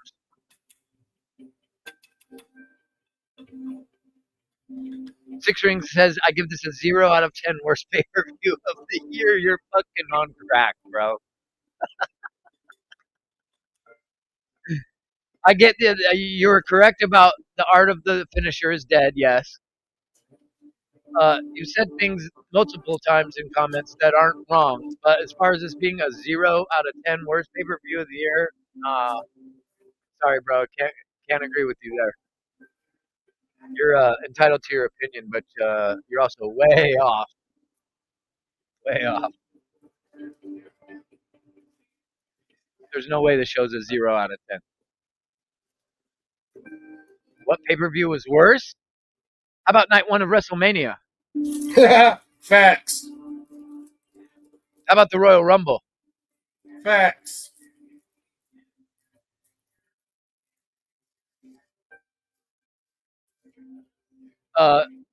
Elimination Chamber last year versus this year.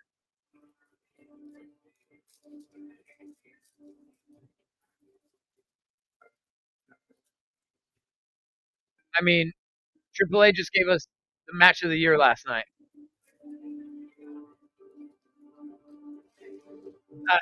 Last night, completely nullified. Like, the only thing I can think of off the top of my mind that's been good in WWE this year was WrestleMania Night 2.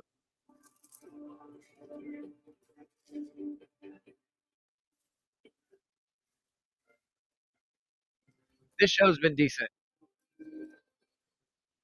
I've really the crowd. Jade Cargill looked good today. Was it perfect? No. Do you want to pick on the 2 botches of the match instead of what the good she did in the ring today was? She looked like a decent wrestler today. Slowly but surely, it might not be. She might not be progressing as fast as everybody would have liked, given the fact that she was wasted away for her first couple of years in AEW. But nah, that women's match we just saw was fucking awesome. Sol Ruka did great. She was so smooth in there today with Becky. Owen and Brock, I thought they were just repeating what we saw on TV a week ago, and then they turned it into something, and the crowd loved it. The crowd was absolutely bonkers in that match from beginning to end. Cody and Gunther, I have the same feeling in every single Cody Rhodes match. I don't hate it. I don't love it. So that match to me wasn't the greatest. I don't really like the chemistry with Cody and Gunther. I've never really felt anything between them two. 0 out of 10. I'm not saying that this is the best show of the year, but yeah, but you got to get out of being stuck in the Attitude Era, my dude. We're 20 plus years past that.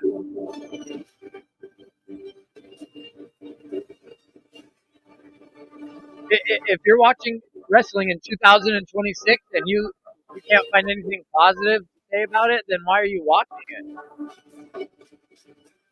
If you're stuck in like yesterday in the yesteryear, like trust me, I love the Attitude Era, and the Monday Night Wars was my favorite time in wrestling. I'm with you. The next time we come to you on the ESPN app. Night of Champions is in Riyadh. It is Saturday, June 3 weeks. The final Saturday of June. It is night of where we will crown the king 3 weeks of the ring, because the 4 weeks. Tomorrow on Monday Night Raw will continue on SmackDown and Raw for the next. Okay, so King and Queen of the Ring is happening Special start time on Netflix. for Night of Monday Champions. It's not going to be called King of the Ring. The Queen of the Ring tournament get championship opportunities at SummerSlam. The brackets for King and Queen of the Ring will be revealed on the Clash. Or they're doing the tournament and they're not making it a show. Italian announcers to hear their calls and excitement from tonight. So the next PLE will be in Saudi Arabia, which means we'll be up even earlier than we are today. I think it's like 9 a.m. my time. Or 7 a.m. my time or some shit. Something retarded. I'll listen to the Italian commentary.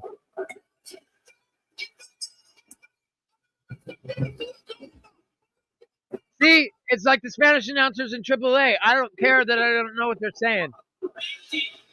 They are into the match.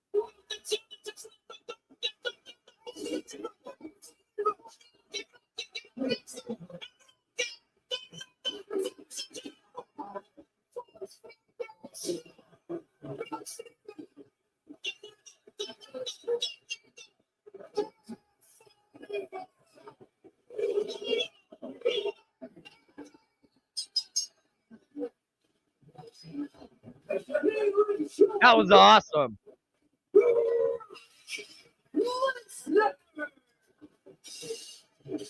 And you know we're going to be talking about that on the post show of Clash in Italy. Joe Tessitore, how much makeup did they put on your face, my guy? Oh, my Lord.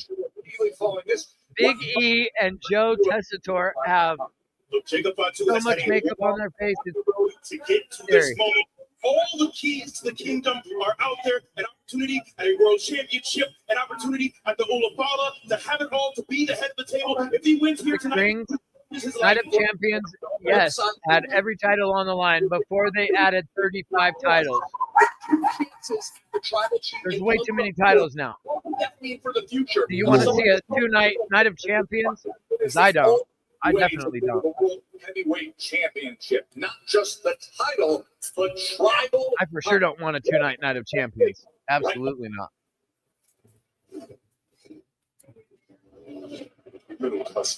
All right. Main event time.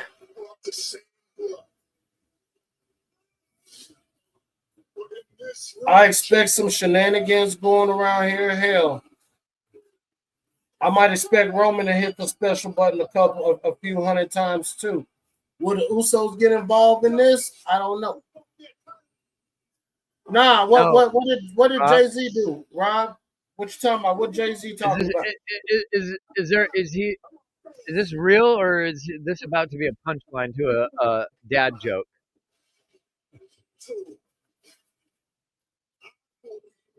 If there is respect to be had in this business for me, there's got to be some kind of honor system amongst our family. It's to acknowledge we are the very top of this business. He can't have the respect for his own family. If there's not respect for him, there will never be respect. Oh, Jay-Z is beefing with Drake, huh? Big mad over Drake.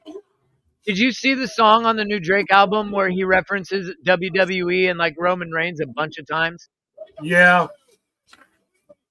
What do you think about that? He's trying so hard. It's cringe, isn't it? He's trying so hard. At this point, he's begging for Kendrick to come out.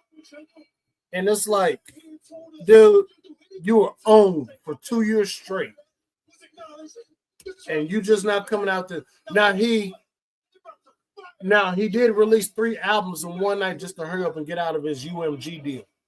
So I guess apparently Drake is now independent now. But he owns none of his masters. So basically Drake got to start from scratch. Who owns his masters? I forgot his name, but my homie JV on YouTube, he named everything about who owns his masters and all this other stuff. I think his name is Clive. Clive Davis. Yeah, I think it's something like that. I think Clive owned his masters or something like that. Yeah, Clive Davis is an evil dude.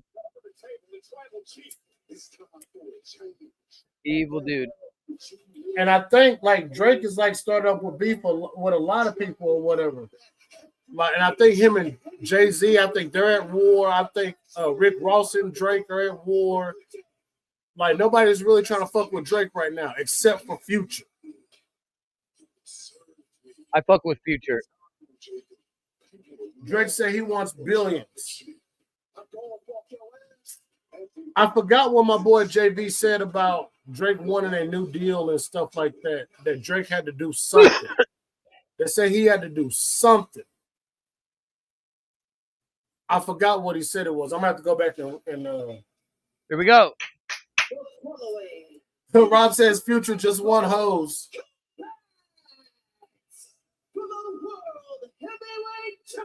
Future wants drugs and then hoes. No disqualifications. Anything goes. The first superstar to score a pinfall or submission will be declared the winner in the world heavyweight. Future wants cake, no beef. Woo! Top 5, 2.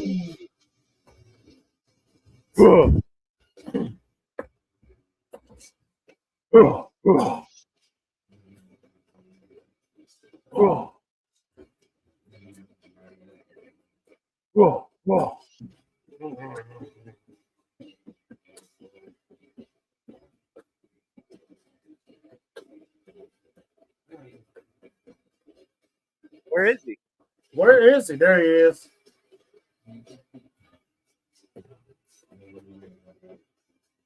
Do you think Solo Sikoa interferes in this match? No. No? I'm telling you, we're going to get a new member. Either Zilla or Lance, somebody. Listen, I know Roman is going to win, but I actually picked Jacob to win this match because I feel like, because like I said, there is a certain Fatu that's also in Italy as well. So, you never know. That's all I'm going to say.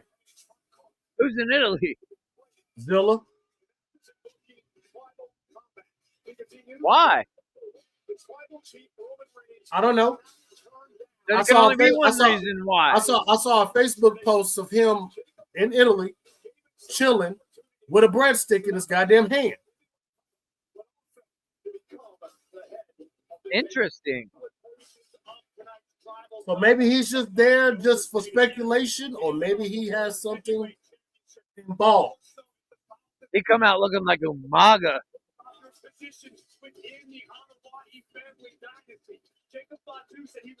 And plus, Jacob Fatu and Zilla been working out for like the past 3 months together.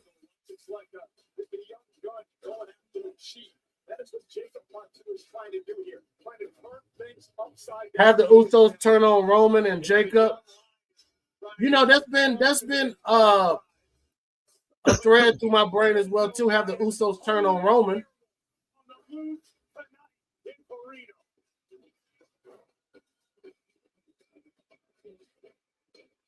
What? Every time they do this red light on him, I can't help but think of the Fiend. Yeah. And I wish they wouldn't do the red light shit.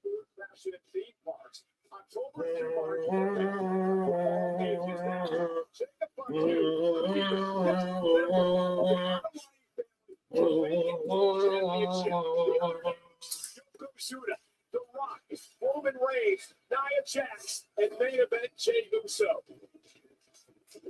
Nia Jax is put in that group. That's I know, right? That is a travesty. God. Hey! At least, Michael Cole didn't mention Tamina. Whatever happened to Tamina? I don't know. I don't know. She's still. I heard somebody say she got pregnant.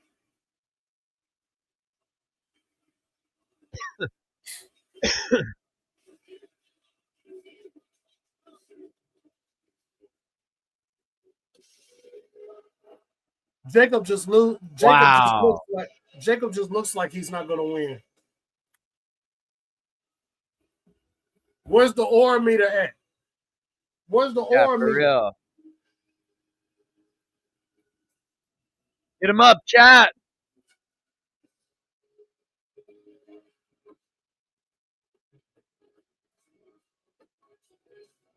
Bow, bow, bow.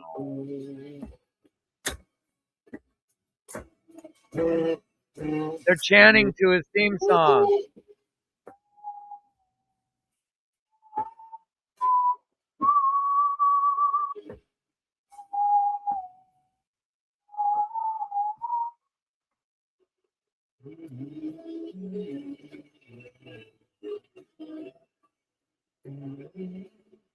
Man, my belts are way on the other side of the room. I can't even grab one.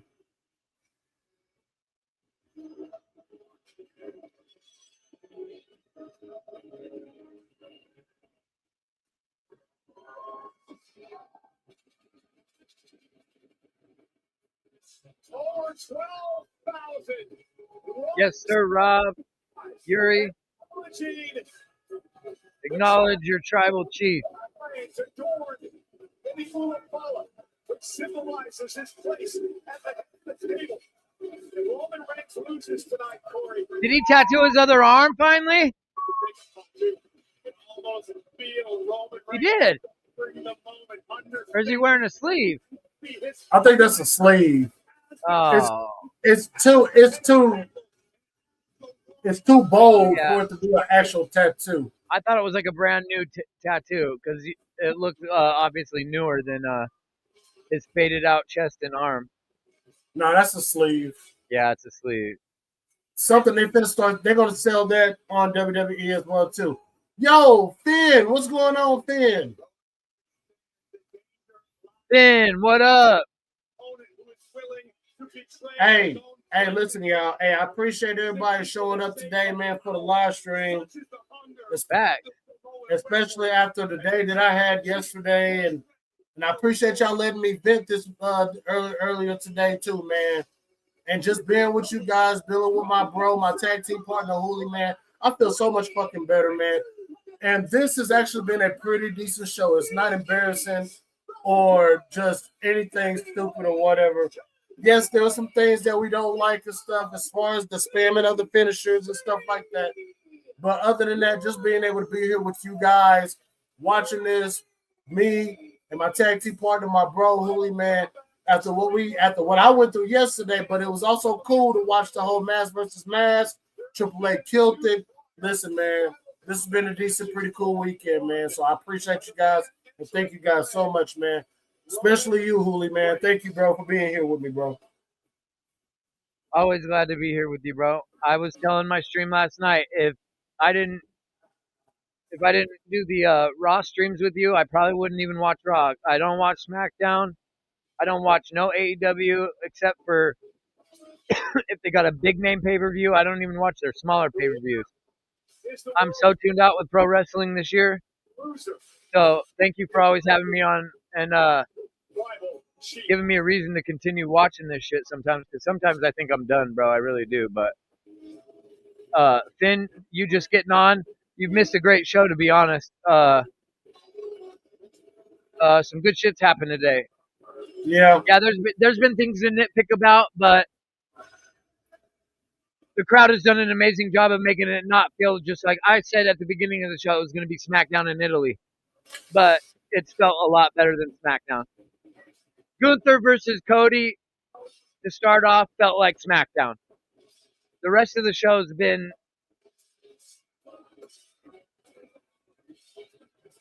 as they say in Italy, mangia, mangia. We were eating good today.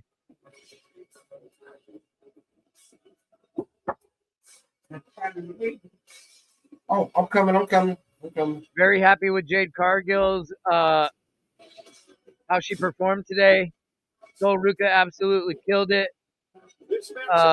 Brock Lesnar and Oba Femi had aura that, like, This Could not be matchup contained inside the building. is for the World Heavyweight Championship. Our official Some good shit, man. airs. I won't give you no spoilers of any matches, but some good shit today, for real. Tap out. Because there are no disqualifications. There are no countouts. We contest this match. So it's no holds barred. Rules. This tribal combat nonsense. No holds barred. All right, hold on, y'all. Hold on. Oh, they're singing.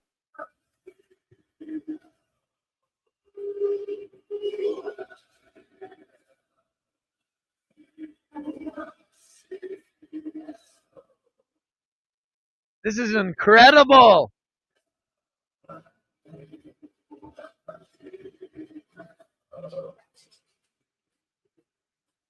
My peoples.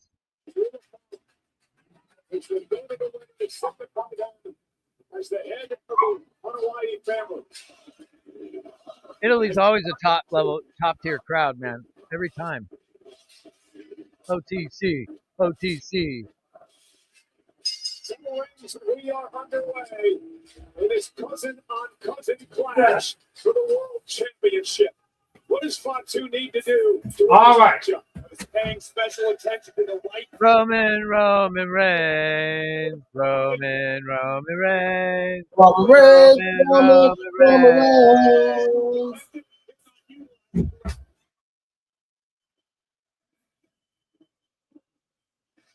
Red tongue and death grip, the family heirloom passed down over generations, almost impossible to master, but understood to be utilized only in extreme emergency and never against your own family. The death grip made famous by Vader's uncle, Haku, one of the most dangerous men ever in WWE, and he hopes to use this against Roman Reigns tonight. Jacob's uncle, Haku.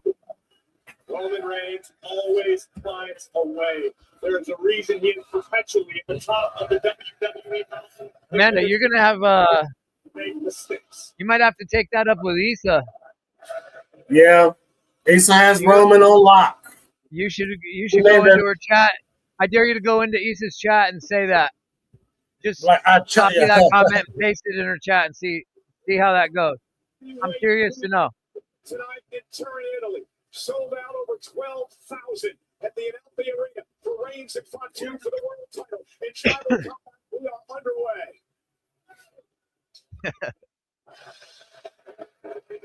Reigns realizes he's in there with a hothead, a fiery Jacob Fatu. And I would expect Roman to attempt to. I was looking at the Bloodline Jordans again. They're not that impressive. And I thought they would market it like I thought that they would put Roman's Superman Punch logo on there because it looks like Jordan's logo, but it's just the Jordan logo. And it says Jordan on the shoe. So how do you even know it's a Roman Reigns Bloodline shoe? It just looks like a pair of Jordan 12. Y'all gonna think what the other things are gonna go based off the color? Yeah, but you said they could have a bunch of different colors. Yeah, they got. I'm gonna have to get the white ones, man. Yeah, I'm like, fail. None of this tells me that this is Bloodline. There's no WWE logo. There's no nothing. Yeah, I know what you mean. Yeah, I agree with that.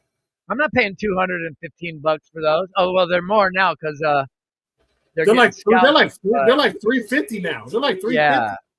Yeah.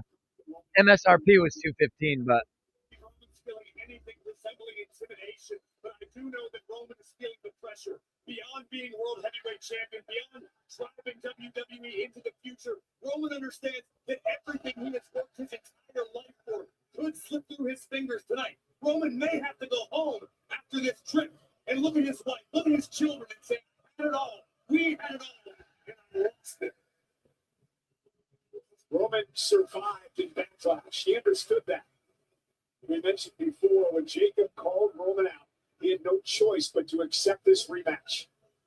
Jacob's really dazed by these fake little throws into the turnbuckle pad, but watch him kick out of like 5 spears. When he talks about, and Roman Reigns moving out of Hawks right now. A lot of speculation. And I hate that they're spamming Haku's finisher, man. This spamming of the Tongan death grip has really got to stop. Suicide dive. It's really pissing me off. Samoan werewolf is 100% and locked in on the task at hand. Now the fight outside the ring again. The official does not have to count here because there are no countouts. Jacob Fatu's been spamming the Tongan death grip more than we've seen F5s tonight. Into the barricade just to into the WWE fans. It's all perfectly legal within the confines. The woman is singing Roman Reigns. I heard it.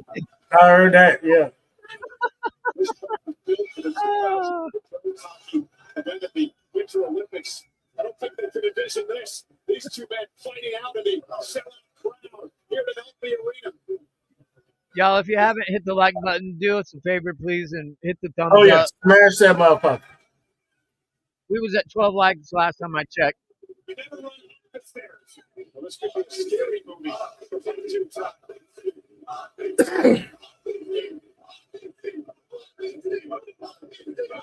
And look at Roman.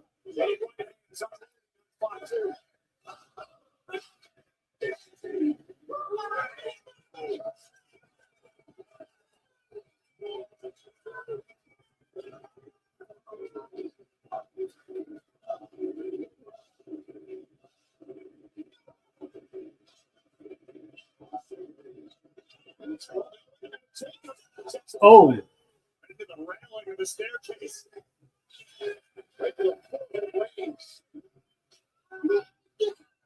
As this fight continues, out of the audience here, Jacob delivering the trademark Samoan headbutts. Being struck with a super each and every time. Roman trying to shake off the effects of those headbutts. I'm sure the change was where he's at. Roman better solve that problem quickly. Oh, they got beer right over there? There's beer, chips, a concession inside of the actual where they wrestle at. You kidding me?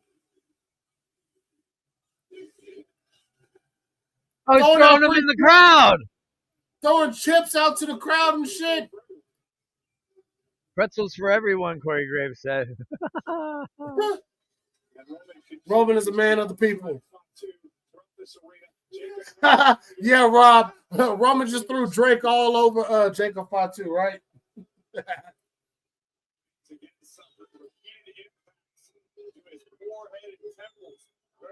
Challenger Jacob Fatu. We promised that this matchup would be brutal, and it has been thus far. It ain't brutal yet, Michael Cole. Calm down. Calm down. Oh, bro. He's been off today. Calm down. This is not brutal. And he's been literally copying everything I say. Not sure what he's looking for. Yeah, he told the ref, shut your ass up. Shut your ass up. Yeah. This is what Jacob Fatu has to do. He has to remain relentless. Continue to pull the punishment onto the open. They say we want We want tables. We on want tables.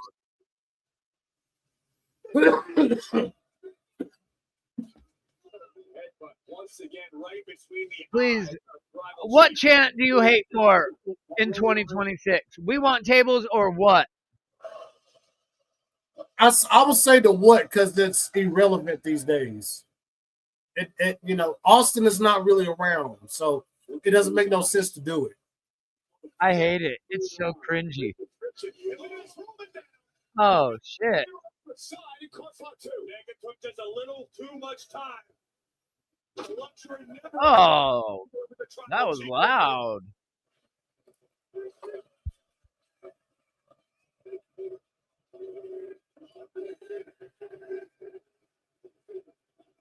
Yeah, get a table.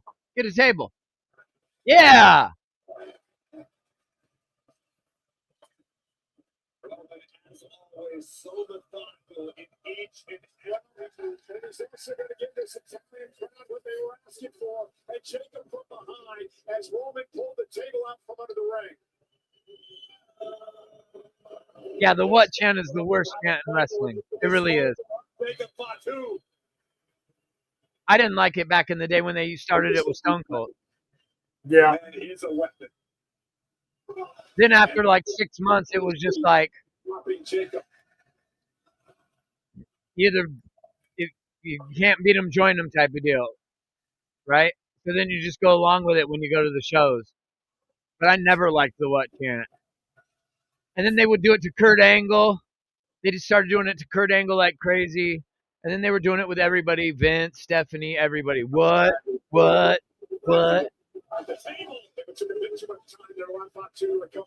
That was The lamest chant in wrestling history ever. Roman shoulder first, and the steps on the other side. Now it's Dre's arriving in pain again. You saw the elbow. The elbow was a Last night's main event was brutal. That was brutal between the Americans. Yes. That was brutal. Chad Gable was covered in blood. And if I may, trust me, I would say that the brutality of what the Americanos did was a more tasteful brutality than what would you say, like what Swerve and Hangman did.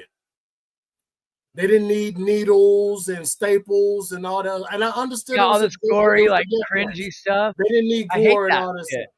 It was more of a wrestling brutality style, old school, I'm a whoop your ass type match. And I loved it.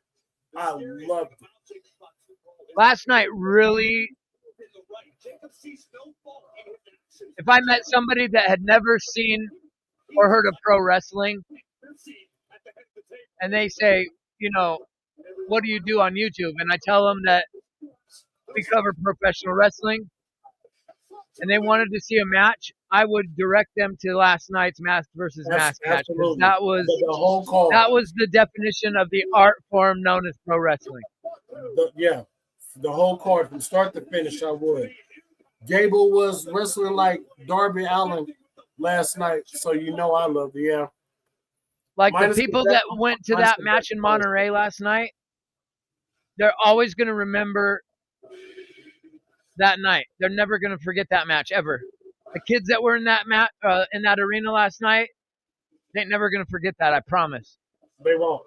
And it'll be interesting to see in 20 years from now who we end up finding out was in the crowd that night for that match.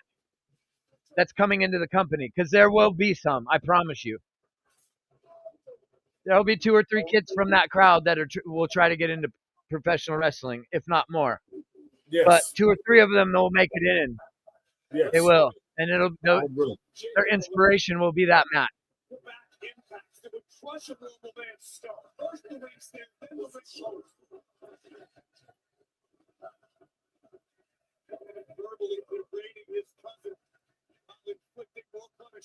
Do you think this is going another 30 minutes? Nah. Roman is in control of this. He's in control.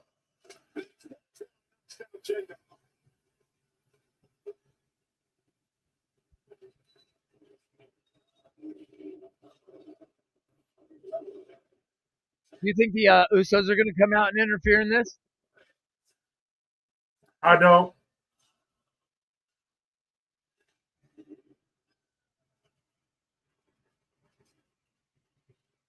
Roman goes to the ropes. Here come the big boots. Bam.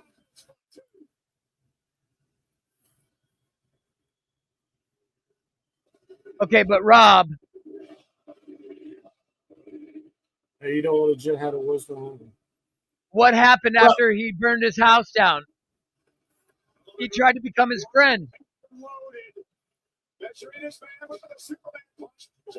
And I'm speaking on a different aspect as far as the word brutality, as far as the difference between how AEW describes their brutality versus how WWE how Triple A does their brutality. They don't need to take a storyline that far to where you got to go burn somebody's house down or or go invade their privacy or do this or do that, and then you got to use needles and chains and staples and forks and shit just to show and describe how brutality that was. The Americanos last night, without using any of that stuff, showed what old school brutality, what getting your ass into a barnyard brawl inside of a wrestling ring back in the day truly was. And they done it in the most AAA way that they could possibly do, and they told a very beautiful story. A very beautiful story.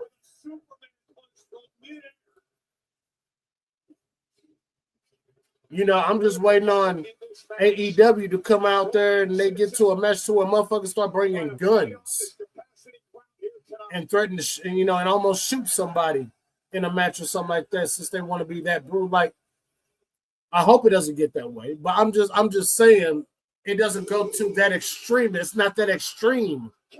The extremist of it is not that big. When it comes to AAA and how they did it last night versus what an AEW has done in the past. I was never even a fan back in the day, like when they did the Brian Pillman, Steve Austin angle, and was it Steve Austin? Yeah, it was Austin when Austin broke into and Pillman breaks into his house and starts terrorizing Deborah. I never liked when they would go to each other's house in the promos. I thought that was corny. I didn't like it then, and I don't like it now. So even if it was a year later, Rob, to your point, the fact that they like if someone tries to burn your house down or break in your kid's room, and you try to like do like torture stuff to them in your match, you're not going to try to be friends with them, or the lesser of two evils a year later. It just isn't realistic. Nor was it realistic to do what they did with the Death Riders. Or are still doing with the Death Riders. Which is why AEW sucks. And I'm not saying that WWE hasn't done no kind of invasion angles like we talked about with the Brian Pillman and Steve Austin. Look what they did with Seth Rollins and Edge. Look what they did with AJ Styles and who was that? AJ Styles and what's the name? When Orton. They shut and Orton. And look what they did with AJ Styles and Orton going to AJ Styles' house. And then Triple H and Randy Orton, when they was going through their little feud with the home invasion and stuff, even the whole Triple H, Stephanie McMahon, Vince McMahon, where the abduction and all that other shit happened back in the day during the Attitude Era. But it never resulted into the type of gory content that AEW has produced. If it was blood or color being involved, it was an ass whooping type style. Well, somebody got busted open legitimately or something like that. Or I'm going to use that legitimately word with quotes. They just respect each other out of balance and wrestling like Gable and... Oh, shit! Oh, my fucking God. What the fuck?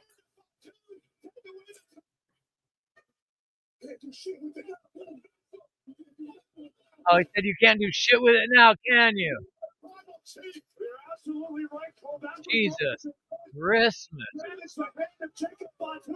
That was crazy. That was crazy. Roman has taken completely control. Mamma mia, they're chanting.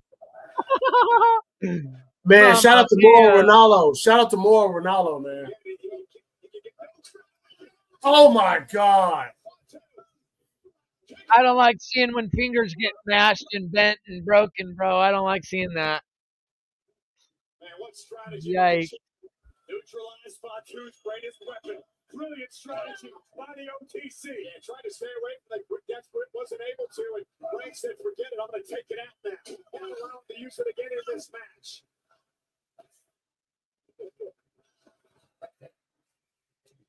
Shout out to Mauro Ranallo, man. His back is against the wall. Everything is at stake for the Samoan werewolf. What will he do in this moment? Or is this the beginning of the end? And this is Jacob Fatu. This is where Roman Reigns is so dangerous. You see him setting up the table. Reigns in complete control now of a wounded Jacob Fatu as he continues to put pressure on the injured right hand. Somebody gonna get taken out through the table, maybe by a spear. Roman has been in control of this whole match.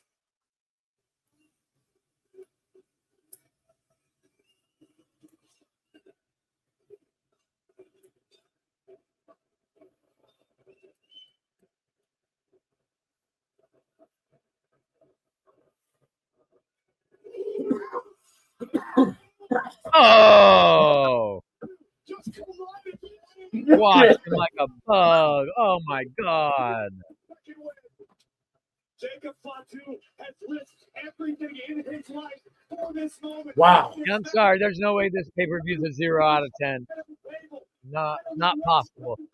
But Jacob Fatu has an abundance. Oh no, look where Roman Reigns is perched. Jacob Fatu 0 out of 10 is crazy. Roman Reigns was in this position a couple of weeks back on Monday Night Raw.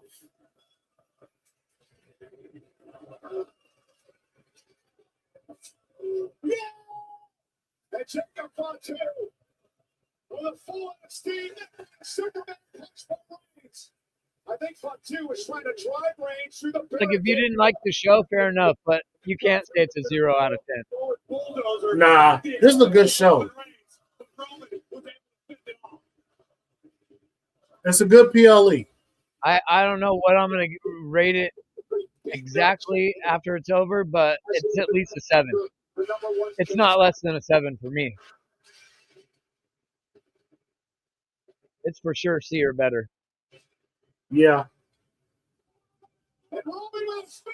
Oh my God! What the fuck? Look at the guy's got crushed behind it. Get it off him. Hell yeah.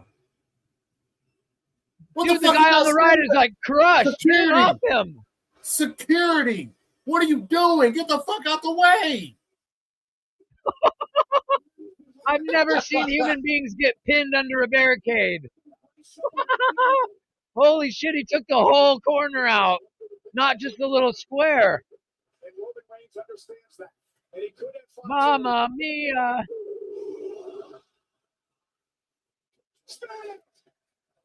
No, kick out. It's not over. It's not over. It's not over. They still got a whole ass table they got to use. It's not over.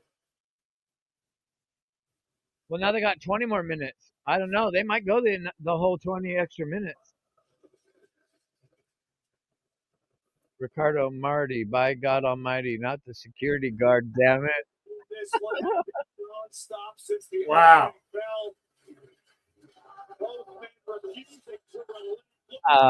Those poor idiots. Look at him. Rolled that over. guy didn't even know what was coming, bro. He got crushed. Clueless, just completely oblivious to the whole situation that was His going back on. was to the whole thing, and he got absolutely destroyed. Good Lord.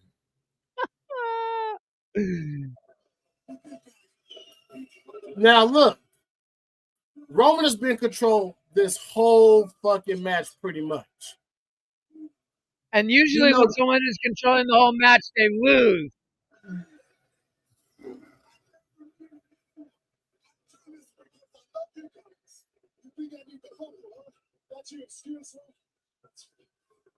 They got Roman mic'd up.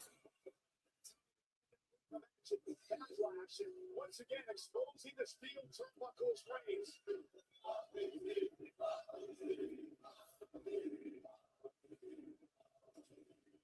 Exposing yet another corner buckle. Get the official nothing about it. He doesn't need anyone's help. 3 of the 4 turnbuckles have been exposed by the tribal chief. Yeah, and the other one is covered by a table. Yuri said, finish him.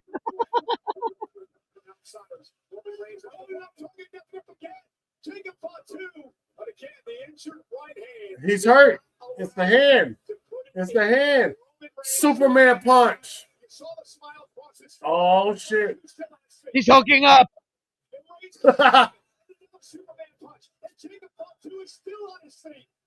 He's hulking up. Is he going to point at him and go, you? What the fuck?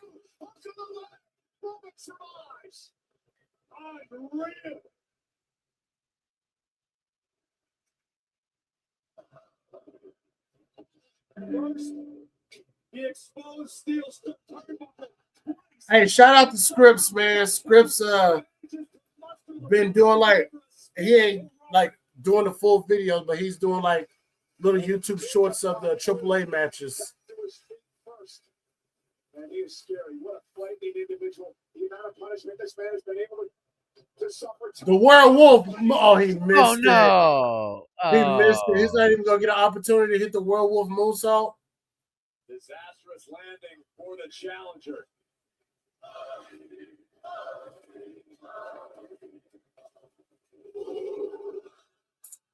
Looking for a spear again. Samoan drop.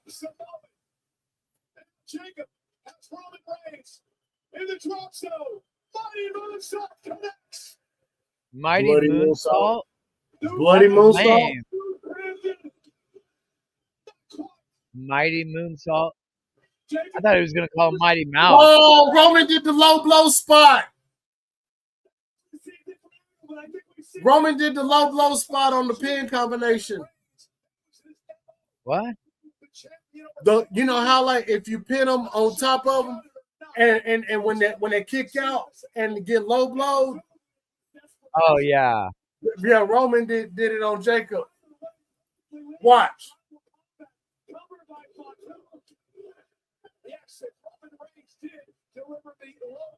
Oh, I didn't catch that the first time. You're right. Wow. Good eyes, Otis. Wow. Roman did the low blow spot on the pin. Kind of slimy a little bit. OG Roman, if you know what I mean.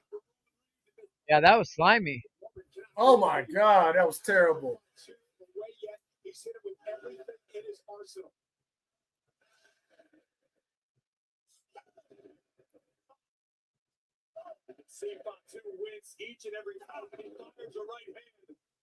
If your right hand was damaged, wouldn't you try punching with your left hand instead of continuing to punch with your weak, limp hand?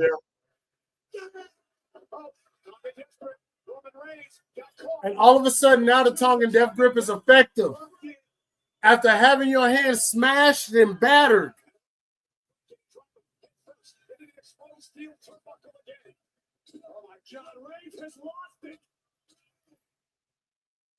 Is he going to bleed after this now? I was going to say no blood yet. No blood yet. I mean, I've never seen anybody get repeated face rammed into the turnbuckle that many times. Oh my God. Now the match is about to be over. Oh my God. Now the match is about to be over. I mean, has Jacob Fatu had any offense other than that moonsault? Barely. Barely. This is a walk away breeze. Yeah, Roman's winning. Roman's winning.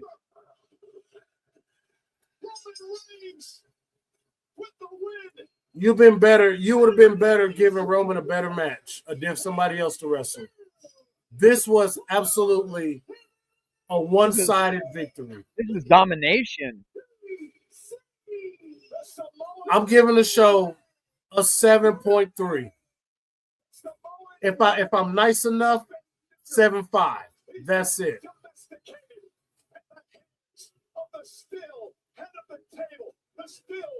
So now we're going to have to get Jacob following Roman and the Usos around. They're rehashing this story with this bloodline thing again. And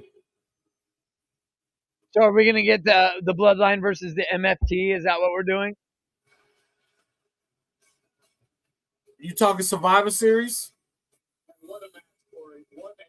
Yuri, 1,000% this is a mid show. Maybe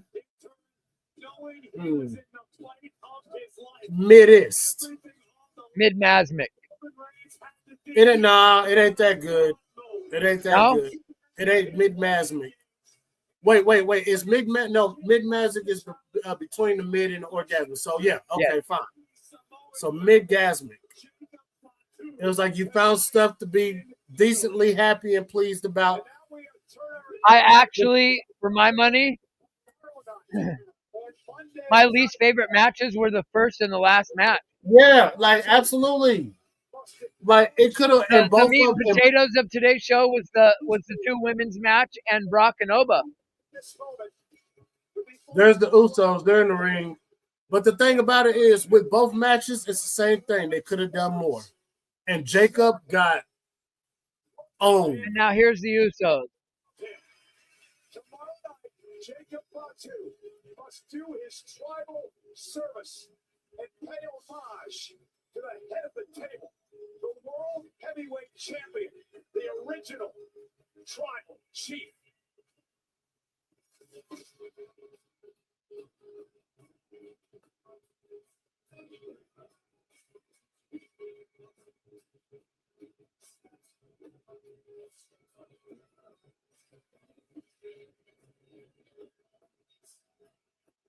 Roman looked like he barely did a damn thing. Yes, Amanda, the last match was your favorite because you get to look at Roman.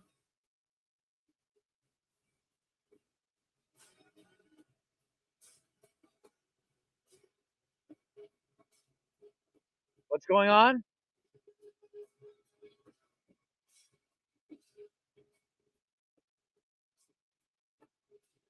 What's happening?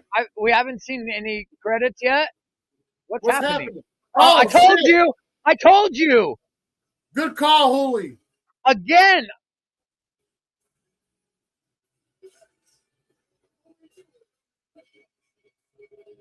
When you said for Survivor Series, I was going to say no because Solo keeps messing with Jacob week to week backstage. They keep having random weird interactions. So now that he's got to acknowledge Roman, I just figured, well, now this is going to pull Solo back into the mix. Oh, my God. It's going to be a long summer. Yeah, it's going to be a long summer. It's going to be a very long summer. Now we're going to get this tug of war shit. Who is Jacob going to choose? The MFTs? Knowing that they got rid of Tongaloa and JC Mateo, Jeff Cobb. He's like, snap to it. Come on. You with us now. Let's go.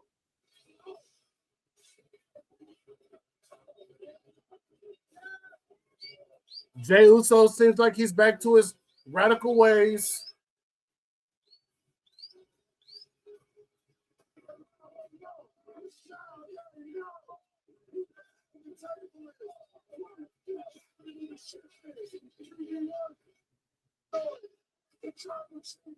He said, QB1, fuck all that noise. It's the tribal chief. That's a shot at Cody. QB1, that's a shot at Cody, by the way. That's a shot at Cody, by the way. That's a shot at Cody. He might be coming back around to Cody and Roman again. Put both titles on the fucking line and create one sick. Fucking belt. Create one fucking belt for the whole goddamn division. Yeah, I'm down. Guys, that will do it for Clash in Italy, man. Really good show. I thought they delivered definitely the second best show of the weekend because the weekend belongs to Triple A and their outstanding show, man. Facts. Let's talk about it. Let's talk about it. How are we feeling about Clash in Italy tonight? And what are we going to expect tomorrow? We just saw that Jacob is going to have to start paying his dues to Roman starting tomorrow on Monday Night Raw. So expect to see the bloodline. But you can't help but to think about why was the MFTs there. Perhaps we'll find that out tomorrow. Or perhaps we'll have to wait until Friday on SmackDown to find out what's up with that. The Women's Intercontinental Championship changed hands today. Great match. But right now, Holy, I need your assessment on Clash in Italy. It was a decent show. I was more caught up during the Cody and Gunther match talking about AAA than I was focused on their match. I wasn't interested in their match or their feud to begin with. So I thought the way that the pay-per-view started was just going to be SmackDown in Italy. And then thank goodness, Rhea Ripley and Jade Cargill, they killed it. I thought Jade had a great showing, and Rhea Ripley is always, I mean, she can't do no wrong. Right. The one little hiccup that they had over the top rope spot, they've kind of had trouble getting each other over the top rope. I remember Rhea struggled with that. Like, I don't think it was this past Monday. I think it was a week ago. I think it was about a week ago, yeah. You know, so I guess, you know, there's always improvements to be made. Even the greatest wrestlers are always trying to improve. But Yeah. I thought Jade did a great job today, Shout out and to really, Shout out to Jade Cargill. yeah, her Mania match, she's putting on the best matches of her career so far this year in 2026, and that's all you can really hope for. I mean, she's not perfect, but I feel like she's getting better. At least I can see it. The people that want to just shit on her just want somebody to shit on. So that match was great. Brock Lesnar, Oba Femi. At first, I was a little bit like, oh, here they're just rinsing, repeating what they already gave us on TV a week and a half ago. And then it turned into something pretty awesome. And that crowd was loving them some Brock Lesnar today in Italy. And that was a great match. That was. I had no hopes that Becky Lynch and Sol was going to be as good as it was. As good as it was. Even and that's not knocking on either woman, because I know both women can really go in the ring, but I thought the crowd was they were so loud, especially after Brock and Oba, that I'm like, there's always a cool down match. So when we were talking about how Oba and Brock should have gone before that, the women's Intercontinental match, I thought that was for the crowd's benefit, and the crowd was so loud during that women's match. They really they did. Shout out to Italy today, and they brought it again for that main event. They were loud the whole day, man. There was not one time that there was no downtime for the crowd. They were lit from the time Cody came out. And to see Soruka more relaxed and more confident in the ring, like we talked about, Jade very relaxed today. Yeah, and like we talked about Jade Cargill, that she showed more confidence in today's match against Rhea Ripley, which made that match sometimes you just stop thinking, just go out there and flow with it. Flow with it, right? Yeah. Soruka looked like the Soruka on NXT tonight. She looked like the second she looked like Lita reincarnated. Is what she looked like. She looked really good. I thought that was a fantastic match. A fantastic match between those two ladies. And I mean, what can I say about Becky Lynch? Becky Lynch has proven herself to be one of the top women, and I think she's really doing a good job of putting these ladies over. Doing a really good job. Instead of hogging the spotlight, she did it with Lyra. She did it with AJ Lee, even AJ Lee's return. Bailey. And now she Bailey, Maxine Dupree. Yeah. And now she's doing it with Soruka. Yeah. As much as I cannot stand I will say this. I like this version of Becky better than the Hobbits' version of Becky. I like this version of Becky. I didn't like the man. And she is doing a phenomenal job in the ring. Becky Lynch has always been good, and she's doing a wonderful job getting these ladies over. So, and I know she can be kind of annoying, and I get that. Like when you mention that about Becky. However, if you're giving me a choice and I got to pick one, I'm picking this one. I'm picking this. I'm taking Becky over. Well, I'm taking Becky over Liv Morgan. 1,000%. 1,000%. Liv Morgan is amazing to look at, prancing around with her half of her ass hanging out of her girl next door. Typical girl next door is Liv Morgan. My God. It's like the girl at school when you were a kid that you couldn't run fast enough away from, that was after you. You know what I mean? But Oh my Lord. But I She's want to send my flowers to Becky Lynch because she's doing an amazing job getting these ladies over. That match was so good today, man. She is getting these That might ladies. actually, when I think about it, if you ask me what my match of the night was, I'm going, but I was thinking this whole night, it's either Brakanova or Becky Lynch and Sol Ruka. I think I would pick Becky Lynch and Sol Ruka just because Sol Ruka showed everybody, this is the Sol Ruka. If you watch me in NXT, this is who I am. Good one. And I think the first few times we saw her on the main roster, you could tell maybe her adrenaline, like she had the jitters kinda, and she had the little hiccups on her spots. And yes, I don't necessarily blame her all the way. I think the timing was off from Becky and Jessica Carr in the two spots that she had messed up, but today she flowed, and Becky did a really good job today. Really good job. I was impressed with Becky Lynch today. I can't usually say that. And no Seth Rollins. No Seth Rollins. No. Oh, that's for tomorrow. Oh yeah, we're getting a good heavy dose of Seth Rollins tomorrow for sure. Oh hell yeah, we're gonna get a big heavy dose of that, man. But yeah, it was a good show. I thought the middle three matches was the meat and potatoes of the whole thing. And if you want to pick any three of them to be your match of the night, I couldn't disagree. But the beginning match and the ending match left. First, yeah, the bread, especially when I had just said something about, this must mean they're going to do something with the MFTs again, because you were saying they're rehashing every last bit of this storyline, and then boom, there's the MFTs in the crowd, and I'm just you had just said that shit too, man. I'm like, man, dude, this is it flashed before my eyes. This is going to be a long summer on SmackDown, man. Good Lord, I'm not looking forward to none of it. I've always said, now I gave the show about a 7.2, 7.3, somewhere around there. Number one, Cody and Gunther could have did so much more. I felt, and just at the moment where I felt like their shit was rushed, right? Yeah, one crossroads and that's it. And I really started to feel like they was actually starting to cook. That's why I hate these fucking, I'm gonna give you an hour on ESPN fucked up type matches. Make them go fucking buy the fucking PLE or go to the fucking free site like everybody else in America does. That's first and foremost. The last match, Roman owned Jacob. And then we didn't really let Jacob do shit. Do shit except that little tongue and death grip a couple times and one fucking moonsault.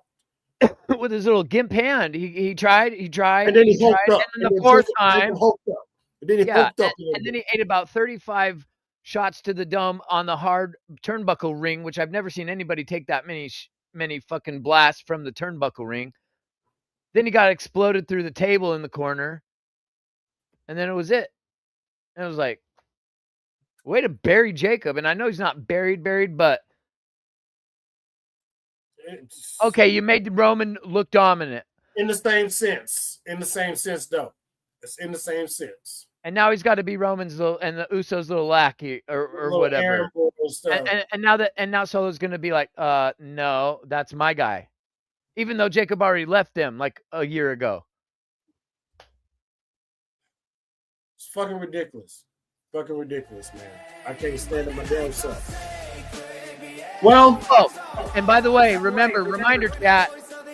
Tomorrow, Raw is on early like today's show was. It's not normal time. We'll be back here tomorrow, 11 a.m. Pacific Standard Time. Right. And we'll be here, We'll be here 12:30. 12:30. We'll start the show at 12:30 Pacific for us. Yes. 12:30 Central. It'll be 10:30 where Hooli is on the West Coast. It'll be about 1:30 where you clowns are over there on the East Coast. And I don't give a fuck what the Spurs is because I hope their time is over. It's done for. Knicks in 6. You kiss my ass. Anyways, I ain't trying to get back into that. We'll be live tomorrow, Monday Night Raw, 12:30. Show starts at 1. Be here. We're going to do a little small recap of Clash in Italy and think about and talk about what possibly could happen on Monday Night Raw. You already know we're going to see the Bloodline there, Roman, the Usos, and Jacob performing his tribal chief, his bloodline duties. We're also going to possibly hear from the new Women's Intercontinental Champion, Soruka. I'm pretty sure somewhere around there is going to be Danhausen and the Street Profits, Braun Breaker, Austin Theory Division, Brock Lesnar, Obafemi. Look, it's going to be a lot that's probably going to happen tomorrow, man. And we're going to be there. Hopefully you guys will be here as well. Hooli, you got anything coming up soon? No, not really. I'm gonna work on sorting out the Lucha Underground streams I'm gonna start doing and figure out when that's happening. But like I told everybody last night, I'll keep everybody posted with that. So they'll know for sure when I start that, but nothing coming up that I can think of. All right. Well, you know, if you need my help with whatever you need, bro, you know I got you. I'm here for you. But guys, that's it, man. Make sure you guys drop that like button. Make sure you subscribe if you haven't subscribed. Hit the bell for all notifications. Share to keep your people aware. All the other good junk. Follow me and Hooli. Hit me up on TikTok as well. I go live on there too. I'm not going to go live for the NBA Finals. That's for sure. I guarantee you that. But I might boycott the NBA Finals, to be honest. I hope everybody else boycott the NBA Finals for what the fuck the Spurs did. If they cheating ass, paying off goofy ass motherfuckers. Anyway, I ain't gonna get back into that. I don't want my blood pressure too high down. Anyways, we up out of here, man. I'll see you guys tomorrow for Monday Night Raw. We'll see you tomorrow. And you better believe we'll have the titles in the thumbnail this time. Until then, we'll see you guys later. 4 letters. Have a good day, chat.